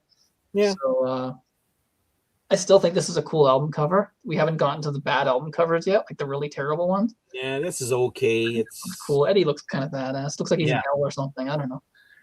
But yeah. So you got Future Real, The Angel and the Gambler, which I'm sure Dan's gonna pick now. Lightning Strikes Twice, The Clansman, When Two Worlds Collide, The Educated Fool, Don't Look Into the Eyes of a Stranger, and Como Estas Amigos. This is only 53 minutes, so it's a lot shorter, but there's only 8 songs, so it's still very long songs, except for the first one. So what would you go with in this one? I enjoy this album more than The X Factor just because it's only 8 songs. I asked me 20 years ago, I would have defended The Angel and the Gambler, even though it's repetitive. I love that song. But I'm actually going to go with The Educated Fool for this one. I think there's only 3 songs I like. What's that? The song's about me. You're right. And I'm a fool, so it's about. But yeah, The Educated Fool, Lightning Strikes got to be one of his worst vocal performances. I find there when Okay. you can almost hear it creak there when lightning strikes. See? But anyway, yeah, and the Klansman, I have no fucking clue why they keep playing that one live. I'm like, ugh. Really? It's, yeah. Oh damn. It's typical unoriginal Maiden for me. That's So I'm my gonna go with top The 10 Educated Maiden Fool. songs. What's that? Would be in my top 10 Maiden songs. So now you know what my pick is, Klansman. Oh, there you go. But a honestly, lot of people like it. I don't. Angel and the Gambler, the single version where they remove the 4 minutes of "Do You Think I'm a Savior?" I do get memories of that, though. It does bring good memories. When I first played this, the song I would go back to and listen to again was "Angel and the Gambler" to count how many times he sang that line. Yeah, it's a long one. I can look it up now. I think it's like a total of like 20 something times. He sings, "Do you think I'm a savior? Do I think I could save you? Do I think I could save your life?" And yeah, then I know it's repetitive. Yeah. It's says it like 7 times. Guitar solo start. Then it goes into the solo, and you're like, "Oh, thank God that's over." Then it comes back, and he does it another 20 times, and like during the outro, and it's like, what? Yeah, I know. And there's all sorts of lyrics before that were like really cool and unique, but then just like, what did you do here? Like, what the hell? But again, if we would have done this 20 years ago, that would have been my favorite. But they released it as a single and cut out 4 minutes. I haven't really gone into it. So it's cut down to a 4-minute song, and then it's kind of enjoyable. It almost has like the Born to Be Wild feel with that keyboard, and it's kind of a weird song for them. But I like it, yeah. I gotta go the Klansman, freedom. I don't know. I like that part. My friend says freedom. Freedom. And again, I'm giving Yannick some love. He does the first solo, and then Dave does the second one. I don't know. I think Klansman's a great song. Freedom. Oh my God. Dan doesn't like you don't like watching Bruce Dickinson run around. Well, it's actually it has. We'll actually perform that live with Bruce. It's a decent song. He can pull off. Yeah. It's a decent song. I'm just like, why that one? I don't know. Yeah, that's my favorite off of this one. But yeah, Lightning Strikes is probably the worst. It's probably worse than Angel of the Gambler. Again, because of the tuning. Future Real is a good fun opener, but yeah, I love that one. Love that one too. I'm going Klansman. I know I like these long epic songs, so I'm going with that. Angel and the Gambler would have been the pick had it not have that stupid repetitive line 50 million times. Other than that, it's just a good fun rock song, but it's like that ruins it. That kills a good song. It's just and I'm not a lyrics guy, but like it sounds repetitive when you're repeating the same lines over and over again like that. It just does, regardless of what the words are. So then they were suffering. They were still on good terms with Bruce. Like there was no like, oh, we hate this fucking guy. No, I know, yeah. He just wanted to do his solo thing and see if he could have a solo career. It was doing okay, but it wasn't like huge. They both needed each other. So they brought Adrian Smith back on guitar and Bruce, and they're still there today, and they kept Yannick, much to Dan's chagrin, but we're not going to go on a Yannick hatred. This is where I give him the most love with my pick. So we got The Wicker Man, which again was a hit for them. Yeah. And Blood Brothers was the other one. But yeah, I got The Wicker Man, Ghost of the Navigator, Brave New World, which is the title track. You got Blood Brothers, The Mercenary, Dream of Mirrors, The Fallen Angel, The Nomad, a lot of the titles. Out of the Silent Planet, The Thin Line Between Love and Hate. Yeah. So what are you going with? Wicker Dan. Is that giving away your pick? It's not The Wicker Man. It's a good song there. I'm actually going to go with The Nomad. Okay. Love the song, but that part, that middle part until the end, that solo is so you can listen to it there, smoke a joint. I don't know how you want to do it. Just relax in your overcoat with a pipe, and then just listen to that. Dan's views do not express the views of Slogans Rock and Metal Extravaganza. What? Get sued for drugs. Oh my God! But you know what I mean? It's like it's one of those Zen type guitar solos. I find I love that one there. Dan supplying the weed. Yeah. I was hoping Elle would actually. I'm all out.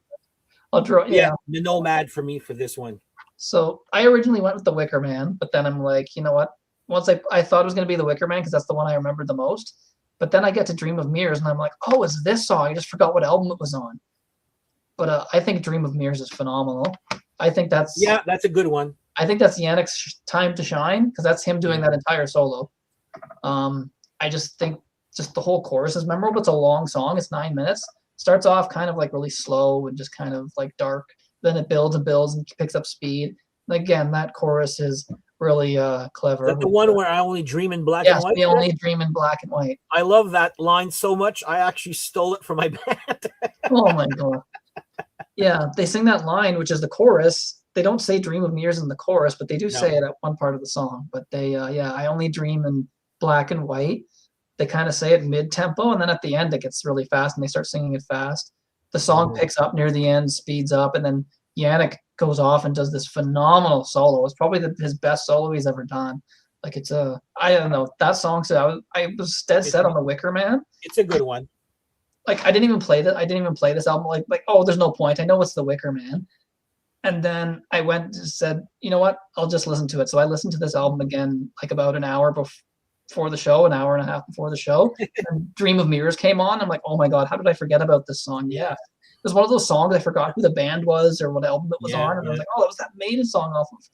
Yeah. And I'm like, oh my god, is that song? But yeah, so Dream of Mirrors. So I'm glad I went and did listen to this again.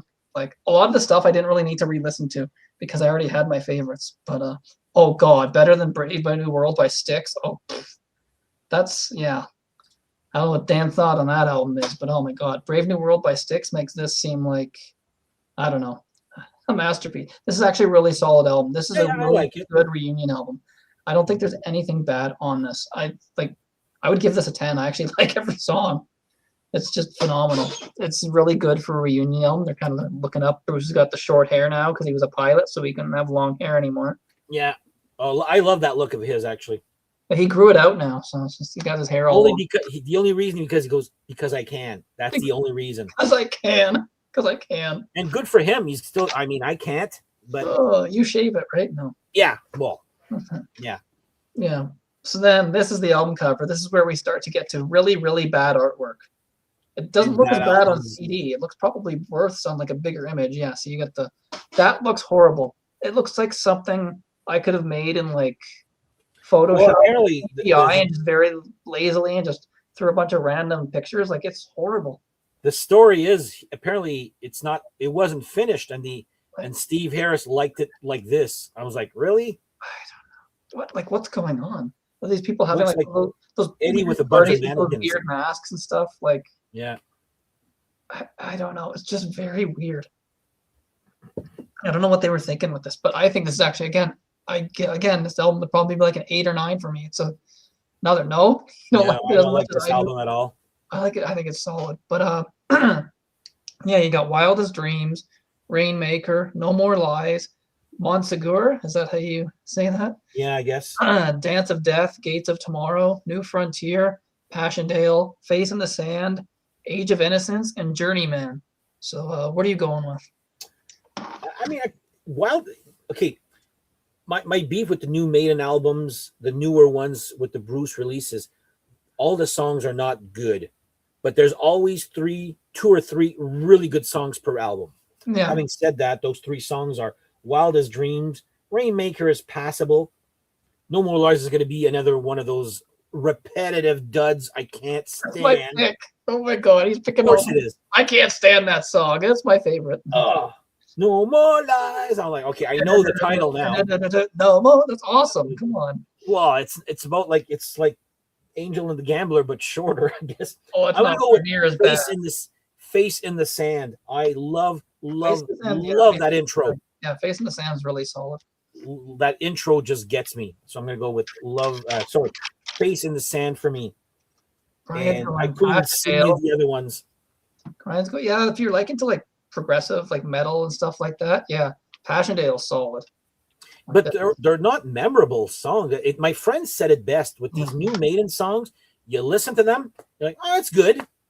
And then you're like, all right, I got to go do something else for the next year. And never have this feeling like, oh, that sucks. That was terrible. I never want to hear that again. But it's not like it sticks in your head either. It's weird. It's not bad, but it's just not memorable. Yeah, well, No More Lies sticks in my head, but for the wrong reason. Oh, man. Again, that's another song. Hey, you wanted me on this.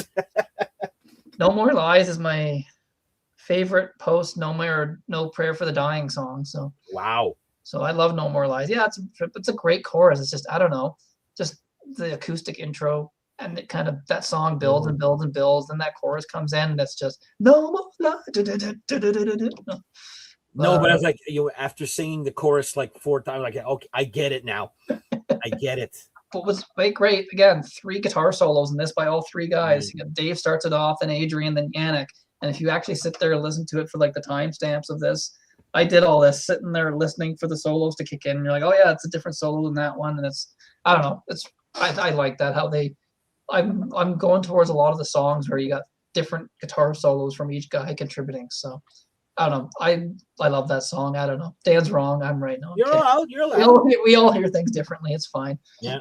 I think because that's catchy and memorable. Logan, at least Dan is telling you no lies. Gates in the Sand is also Gates of Tomorrow was the other one that I think is really cool. That's got a really memorable chorus. He sounds like, do you hear it? Especially on Gates of Tomorrow when he sings the lines Gates of Tomorrow, he sounds like Axl Rose. He kind of has that high pitched Gates of Tomorrow. He kind of has that kind of tone to his voice. But yeah, I hear Axl a lot on this stuff because he doesn't have that really super crazy high range anymore. Okay. But yeah. Then that brings us to A Matter of Life and Dan. No, A Matter of Life and Death. Back to actual good artwork. Yeah. I don't know, like they could have had like the same concept, like with the same imagery, but done it better. This would have been good. Like Dance of Death would have been good had it had like the same kind of. Yeah, this one's cool. Like I don't know why they went with this weird CGI. Why didn't they just do it like this, like a drawing, like an actual? Because apparently it's unfinished. It's just weird. Dance of Death is unfinished, and then Steve said, "Oh, I love that." So this is just them like screwing it around. It's not finished. This was them doing it on the computer. Basically, it was supposed to be like drawn.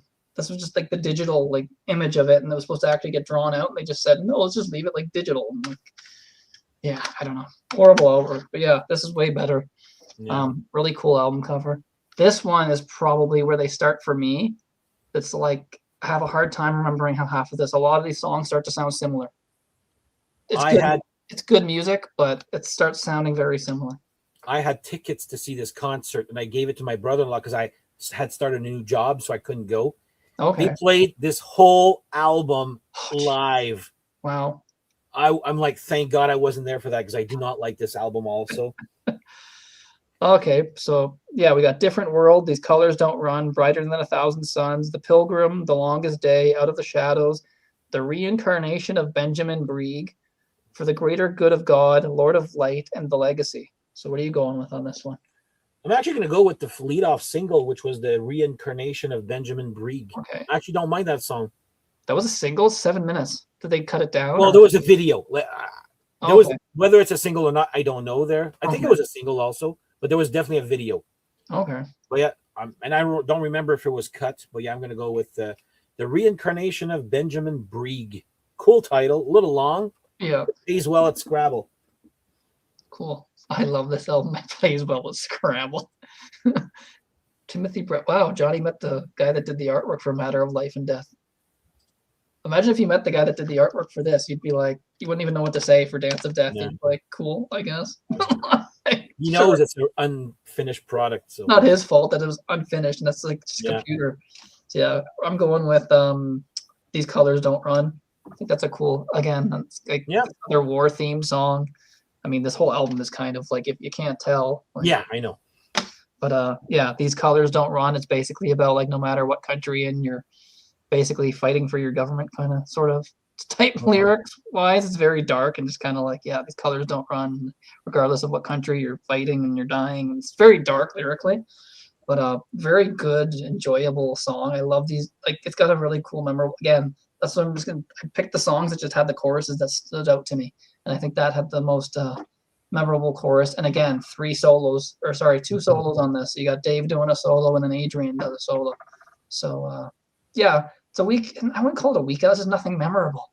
Again, it's like my friend said. Yeah, you put them on. There's nothing bad. You enjoy it while you're listening to it, but then at the end, you're like, how did that song go again? And then you don't want to hear it for another year, or don't sing. Yeah, it's weird. It's not horrible music. I enjoy listening to it when I put it on. It's just nothing actually sticks with you.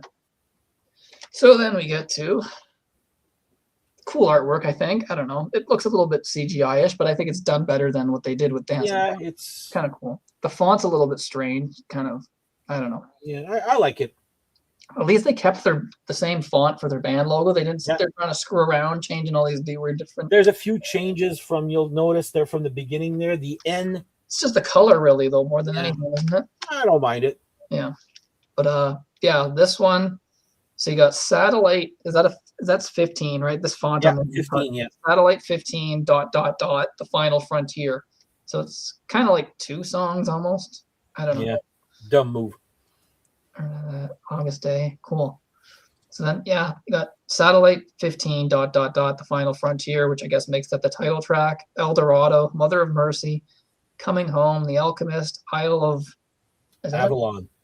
Is that Avalon? I can't even read the Avalon. Yeah, that's how much I know this album. Yeah. Starblind, The Talisman, The Man Who Would Be King, and When the Wild Wind Blows.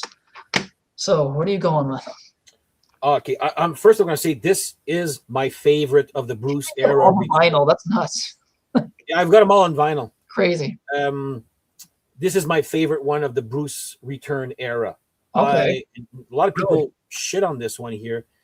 My only complaint is I would have put, like, I don't know why Satellite 15 and The Final Frontier is 1 song. It should be 2 songs. Yeah, because Satellite 15 is like 4 minutes. Isn't it? It's 8 minutes and 40 for the both together. The Satellite 15 part of it is like. And the reason I say this is actually I'm going to go with Satellite 15. This has got to be the most original thing they have ever come out in forever almost. I'm like, what is this fresh greatness here? So yeah, Satellite 15 is my choice for me. I'm like, bravo, Maiden, forget you're doing something that's getting like, because they dug themselves into a corner by doing one style of music, and I was like, wow, Satellite 15 is effing cool. So I'm gonna go with that. And even The Final Frontier is great, El Dorado is great, and Isles of Avalon is great. I haven't said that in a Maiden album in one sentence since Bruce's return. So yeah, but I'm gonna go with Satellite 15 just for its originality. Yes, love it. Satellite 15. Maybe I need to listen to it more. Like, this was one listen. Like, it's very tribal and electronic at the same time there. Yeah, it was hard to get it. I was just like, I don't know. I guess when I'm comparing it to the other stuff, that's not fair. You can't really. You got to take it for what it is. If it's good music, it's good music. Not compare it to what you love. But again, the one song that stuck with me. It could change if I give this album more of a chance, but the one song that stuck out for me was El Dorado. It's a good one too. That's more like classic Maiden. He played that song. I saw that too. No, not the tour. It was a tour of all the Bruce Dickinson Return era. Okay. Everybody was freaking bored out of their minds. It was at the Ottawa Blues Fest here, but they did play El Dorado. Haven't been played 50 million times, right? Yeah, but yeah. You know how I feel about the new album, so yeah. But El Dorado was the one that stuck with me. I still can't say much about the song because like this was first listens like this while doing the show. But I love that song. Yeah, stuck with me. And again, 3 guitar solos, all 3 of them soloing on that, so they all have their spot. And it's done so well, like I said, where it just seemed the solos just all kind of flow in with each other, even though it's like a different guy soloing. You got Adrian, Dave, and then Yannick in that order doing the solos. I just think that's a good song, El Dorado. Again, catchy, memorable chorus, kind of got like a heavy rip, kind of returns to like almost the 80s sound. That's the one on there. El Dorado kind of returns to that 80s Maiden sound. It's got the gallop there. Yeah, it returns to that for me. So then I don't have the last 2 on anything, so hold up the next one. Again, another cool album cover. The Book of Souls. Well, a little bit of wasted space, if you ask me. Your wasted space. What do you want there, like next to them, like? Oh, maybe some palm tree, not like jungle, not palm trees, but jungle. Holding up the book. I don't know. Yeah. Oh, Book of Souls. So yeah, you read the track list. Oh, I should go on Wikipedia. I'll tell you there. All right. If eternity should fail, speed of light, the great unknown, the red and the black, when the river runs deep, the Book of Souls, death or glory, shadows of the valley, tears of a clown, the man of sorrows, and empire of the clouds, which is one whole side, 20 minutes. Yeah, because if on CD, I think it's like 2 CDs, full 80, like it's like 90. Triple vinyl. triple vinyl. It's like 90 Yeah. something. It's 96 Yeah. minutes. I think it's their longest album. Yeah, the last song is like what, 14, 15 minutes? Or no, 18 minutes, I think. It's like the longest song they ever did.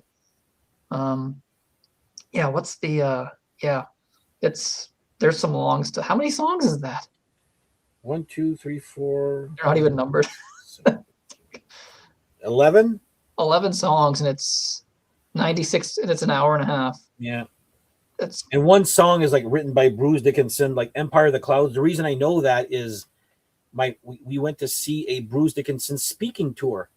Okay. And my friend actually, Concert Steph, asked the question, because apparently Bruce Dickinson doesn't read or write music. He goes, "You wrote that and just credited Dickinson. Yeah. How did you write this?" And he goes, "Well, you could sing a note or whatever, but I can't play a single instrument or whatever or read or write music." Not true. He plays drums and guitar. He can. Bruce Dickinson? There's video of him playing drums. Maybe he's faking it. Anyway. He actually started off as a drummer. But he doesn't read or write music like this. But there's people who play instruments that can't read or write it. I forget how he explained the whole thing there, but yeah, it's just written by him. Anyway, that's not my choice there. Yeah.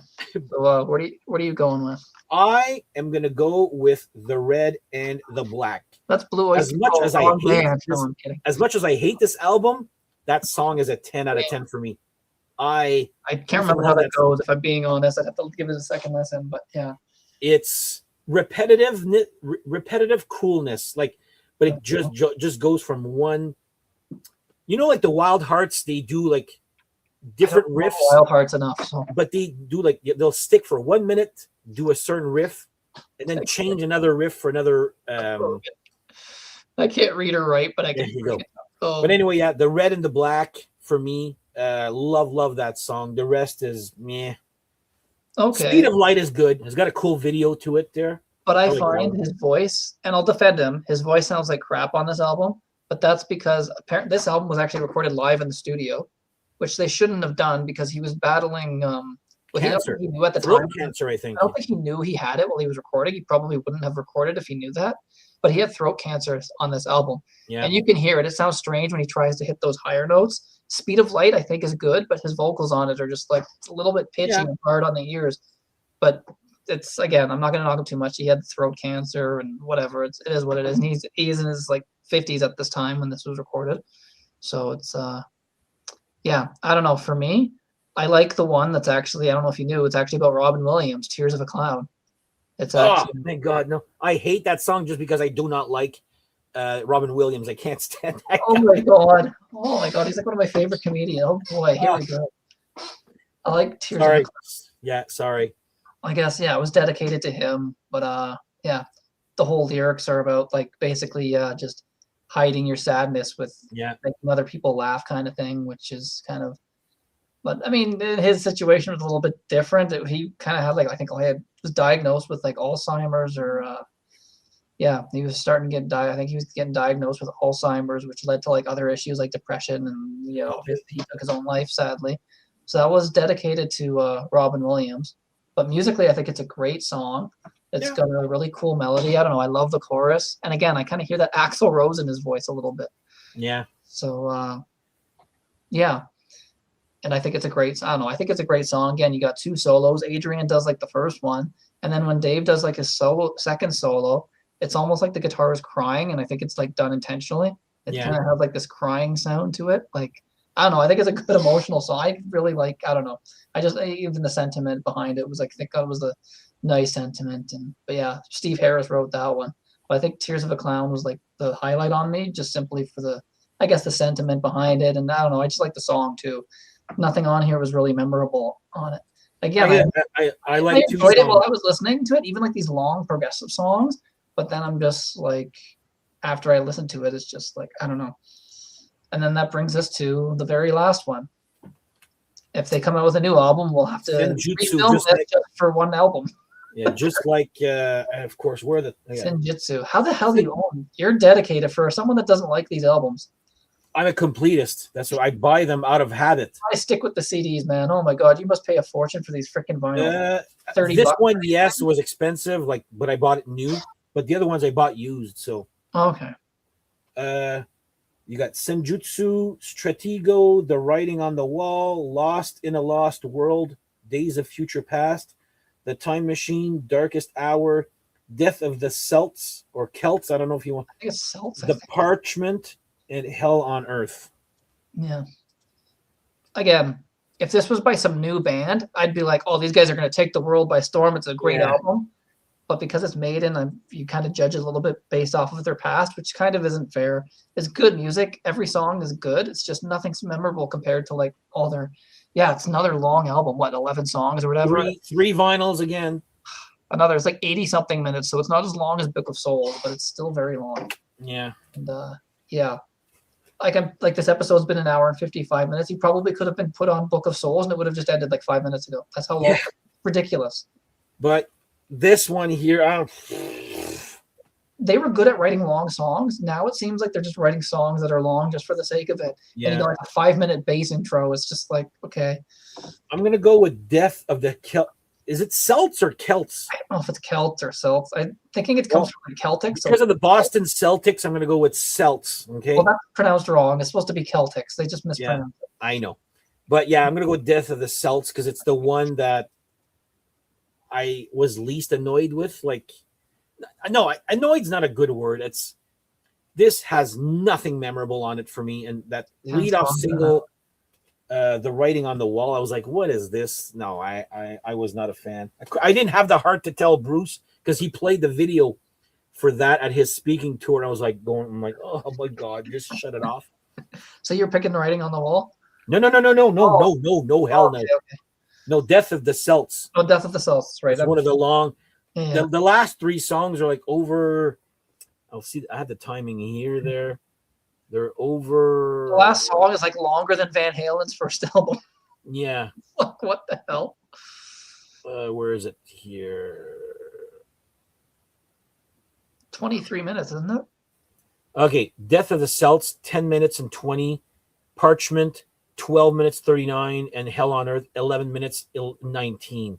And Empire of the Clouds is what? Like that's 20 minutes or 18 minutes, I think. Oh, but that's on Book of Souls, right? Yeah. I'm forgetting what these are. Yeah, Death of the Celts for me. Okay. So I went Lost in a Lost World. Again, you got Dave and Adrian doing solos on this. It kind of has like that this long epic feel to it. It kind of has like the symphonic metal kind of thing going on with it. This war kind of feeling to it. But again, the solos in that make the song. Again, not much to say. That was just the one that jumped out to me the most out of all this. Yeah. Iron Maiden trying to be Floyd. That's a very good, actually. Yeah. That's a good way to put it. Just go back and make like a kick-ass, like solid 80s heavy metal album. I get they don't want to pigeonhole themselves into that same category, but that's kind of what made you famous. I don't know. Yeah. But I get it. They're trying to be more creative and do something different. It is different. There's nothing bad on these albums. It's just not memorable. Maiden built themselves on like writing these catchy, memorable songs. Yeah. Even the long ones were memorable and catchy. The long ones on these, I'm finding I'm liking some of the shorter songs. I mean, because they're too long. It's just I didn't pick a long song on this. It's 9 minutes. Your attention span is just so much right now. I'm like, no, I can't do these. Like you compare this to like Rime of the Ancient Mariner, which I didn't pick. That 13 minutes goes by in like 5 minutes. Yeah, exactly. Now even like a 6-minute song seems like 15 minutes because it's just very like dragged out. Yeah. But oh well. I don't know. But I don't think these albums are like terrible where it's like, oh my God, this is awful music. It's like better than anything I could ever come up with or play. So it's just like, but it's unfortunate. I mean, yeah, I miss kind of this 80s sound. I wish they would kind of go back to that a little bit, but there's still some good songs on this later stuff. Maybe we'll get another one and we'll go back to that. Who knows? I don't know. But these albums are not looking like there's a new one, but Senjutsu sold so well. Like these albums are still selling like crazy. There's no reason for them to they don't need to go back to an old sound if these albums are like doing so well. Like they're still touring the world, selling out stadiums. I don't know why, but can't really. But some people like these, which is fine, guys. I know I've been shitting on these the later ones there, but I'm sure like if you like them, that's good too. There's probably people who are young and their first album they heard is Senjutsu or something, and they're like, this is like a prog metal classic, and I can't fault them. Yes, Logan's reminding us time to go to Canada. So let's wrap this up to give Dan a break for 20 minutes. All right, I'm gonna go now. Okay. So and send me the link for the other one there, and okay. I should be there in time there. Okay, cool. So we're gonna All wrap. right. All right, cool. Okay. Yeah. I literally got to go right now there. Okay. See you in 20. Okay. Take care. Right, cool. So yeah, I'd like to thank Dan for joining me to do this. This was a lot of fun. This is why it was just the two of us. Look how long we went. 2 hours with just the two of us. We would have been here like for 4 hours if there was more people here. So yeah, so stick with us in half an hour, about half an hour, or me and Dan's gonna be back. We're doing our A to Z series. So we're on the letter B. We're going through the alphabet. So you're gonna hear some like deep tracks by bands that start with the letter B. Yeah, see, Kiefer, he's like what, 16 years old, and he likes all this newer Maiden. So that's what I'm saying. If you're younger, like it's a teenager, Maiden's still around selling out. So you can't really fault people for getting into that because that's all they really know, right? So they might go back and listen to the old stuff and be like, oh, I don't like that. It's different than this. I guess we're coming from the mentality of hearing the old stuff first. So you kind of got to judge it on its own merit in a way. But good show, guys. Don't have Dan on the show again. Oh my God, Logan, shut up. But yeah, Dan's gonna be back for the next one. Logan's gonna come in and join us. I'll send him the link. He'll join it, even though he's not Canadian. But I'll let him be Canadian for the day, for that episode. So that's what's coming up in half an hour. I'm gonna go get some drink because I probably need some. Been talking for too long. So yeah. So if you haven't heard any of this Maiden stuff, go like check them out. They're all out on YouTube. If you just put in Iron Maiden albums, and the links are all in the description anyway, so you can go listen to all this stuff. But yeah, solid catalog, and they're still out there doing shows. They're inducted into they're nominated again into the Rock and Roll Hall of Fame. They keep getting nominated, never actually getting put in. It's just like, I don't know. They've only sold 60 million albums. Like, it's not like they're some little known band. If Madonna and whatever, who else is in there? That's just, yeah, we're not going to get into a whole Rock and Roll Hall of Fame tangent, but these guys definitely deserve to get recognized in that way. But I mean, they don't need it anyways. They got money. They don't need to. Bands have to actually pay like to be at the Raw. It's kind of, yeah. There's a whole thing there where yeah, they don't even let like family. I think each band that performs at the Rock and Roll Hall of Fame, they I think you're limited to like one or two like tickets for like family members. So it's like, yeah. I remember Rick Nielsen from Cheap Trick when they got inducted. He went out there. He's like, I'd like to thank the Rock and Roll Hall of Fame for charging so much for tickets that my family couldn't be here. I'm like, oh, geez. It's pretty funny. But yeah, it is what it is. But they don't need the Rock and Roll Hall of Fame. They're kind of above that anyway. It's like, whatever, who cares? They're still selling out stadiums around the world. So who really cares about that kind of thing? They've done well with like no airplay, really, without any radio play. So solid catalog, lots of good music, and they're still out there. So Brian got into the Rock and Roll Hall of Fame for his exquisite drum work. All right, gonna play the 2000s playlist I made. There, then you can decide which songs are better. Mine are Dan's. So yeah.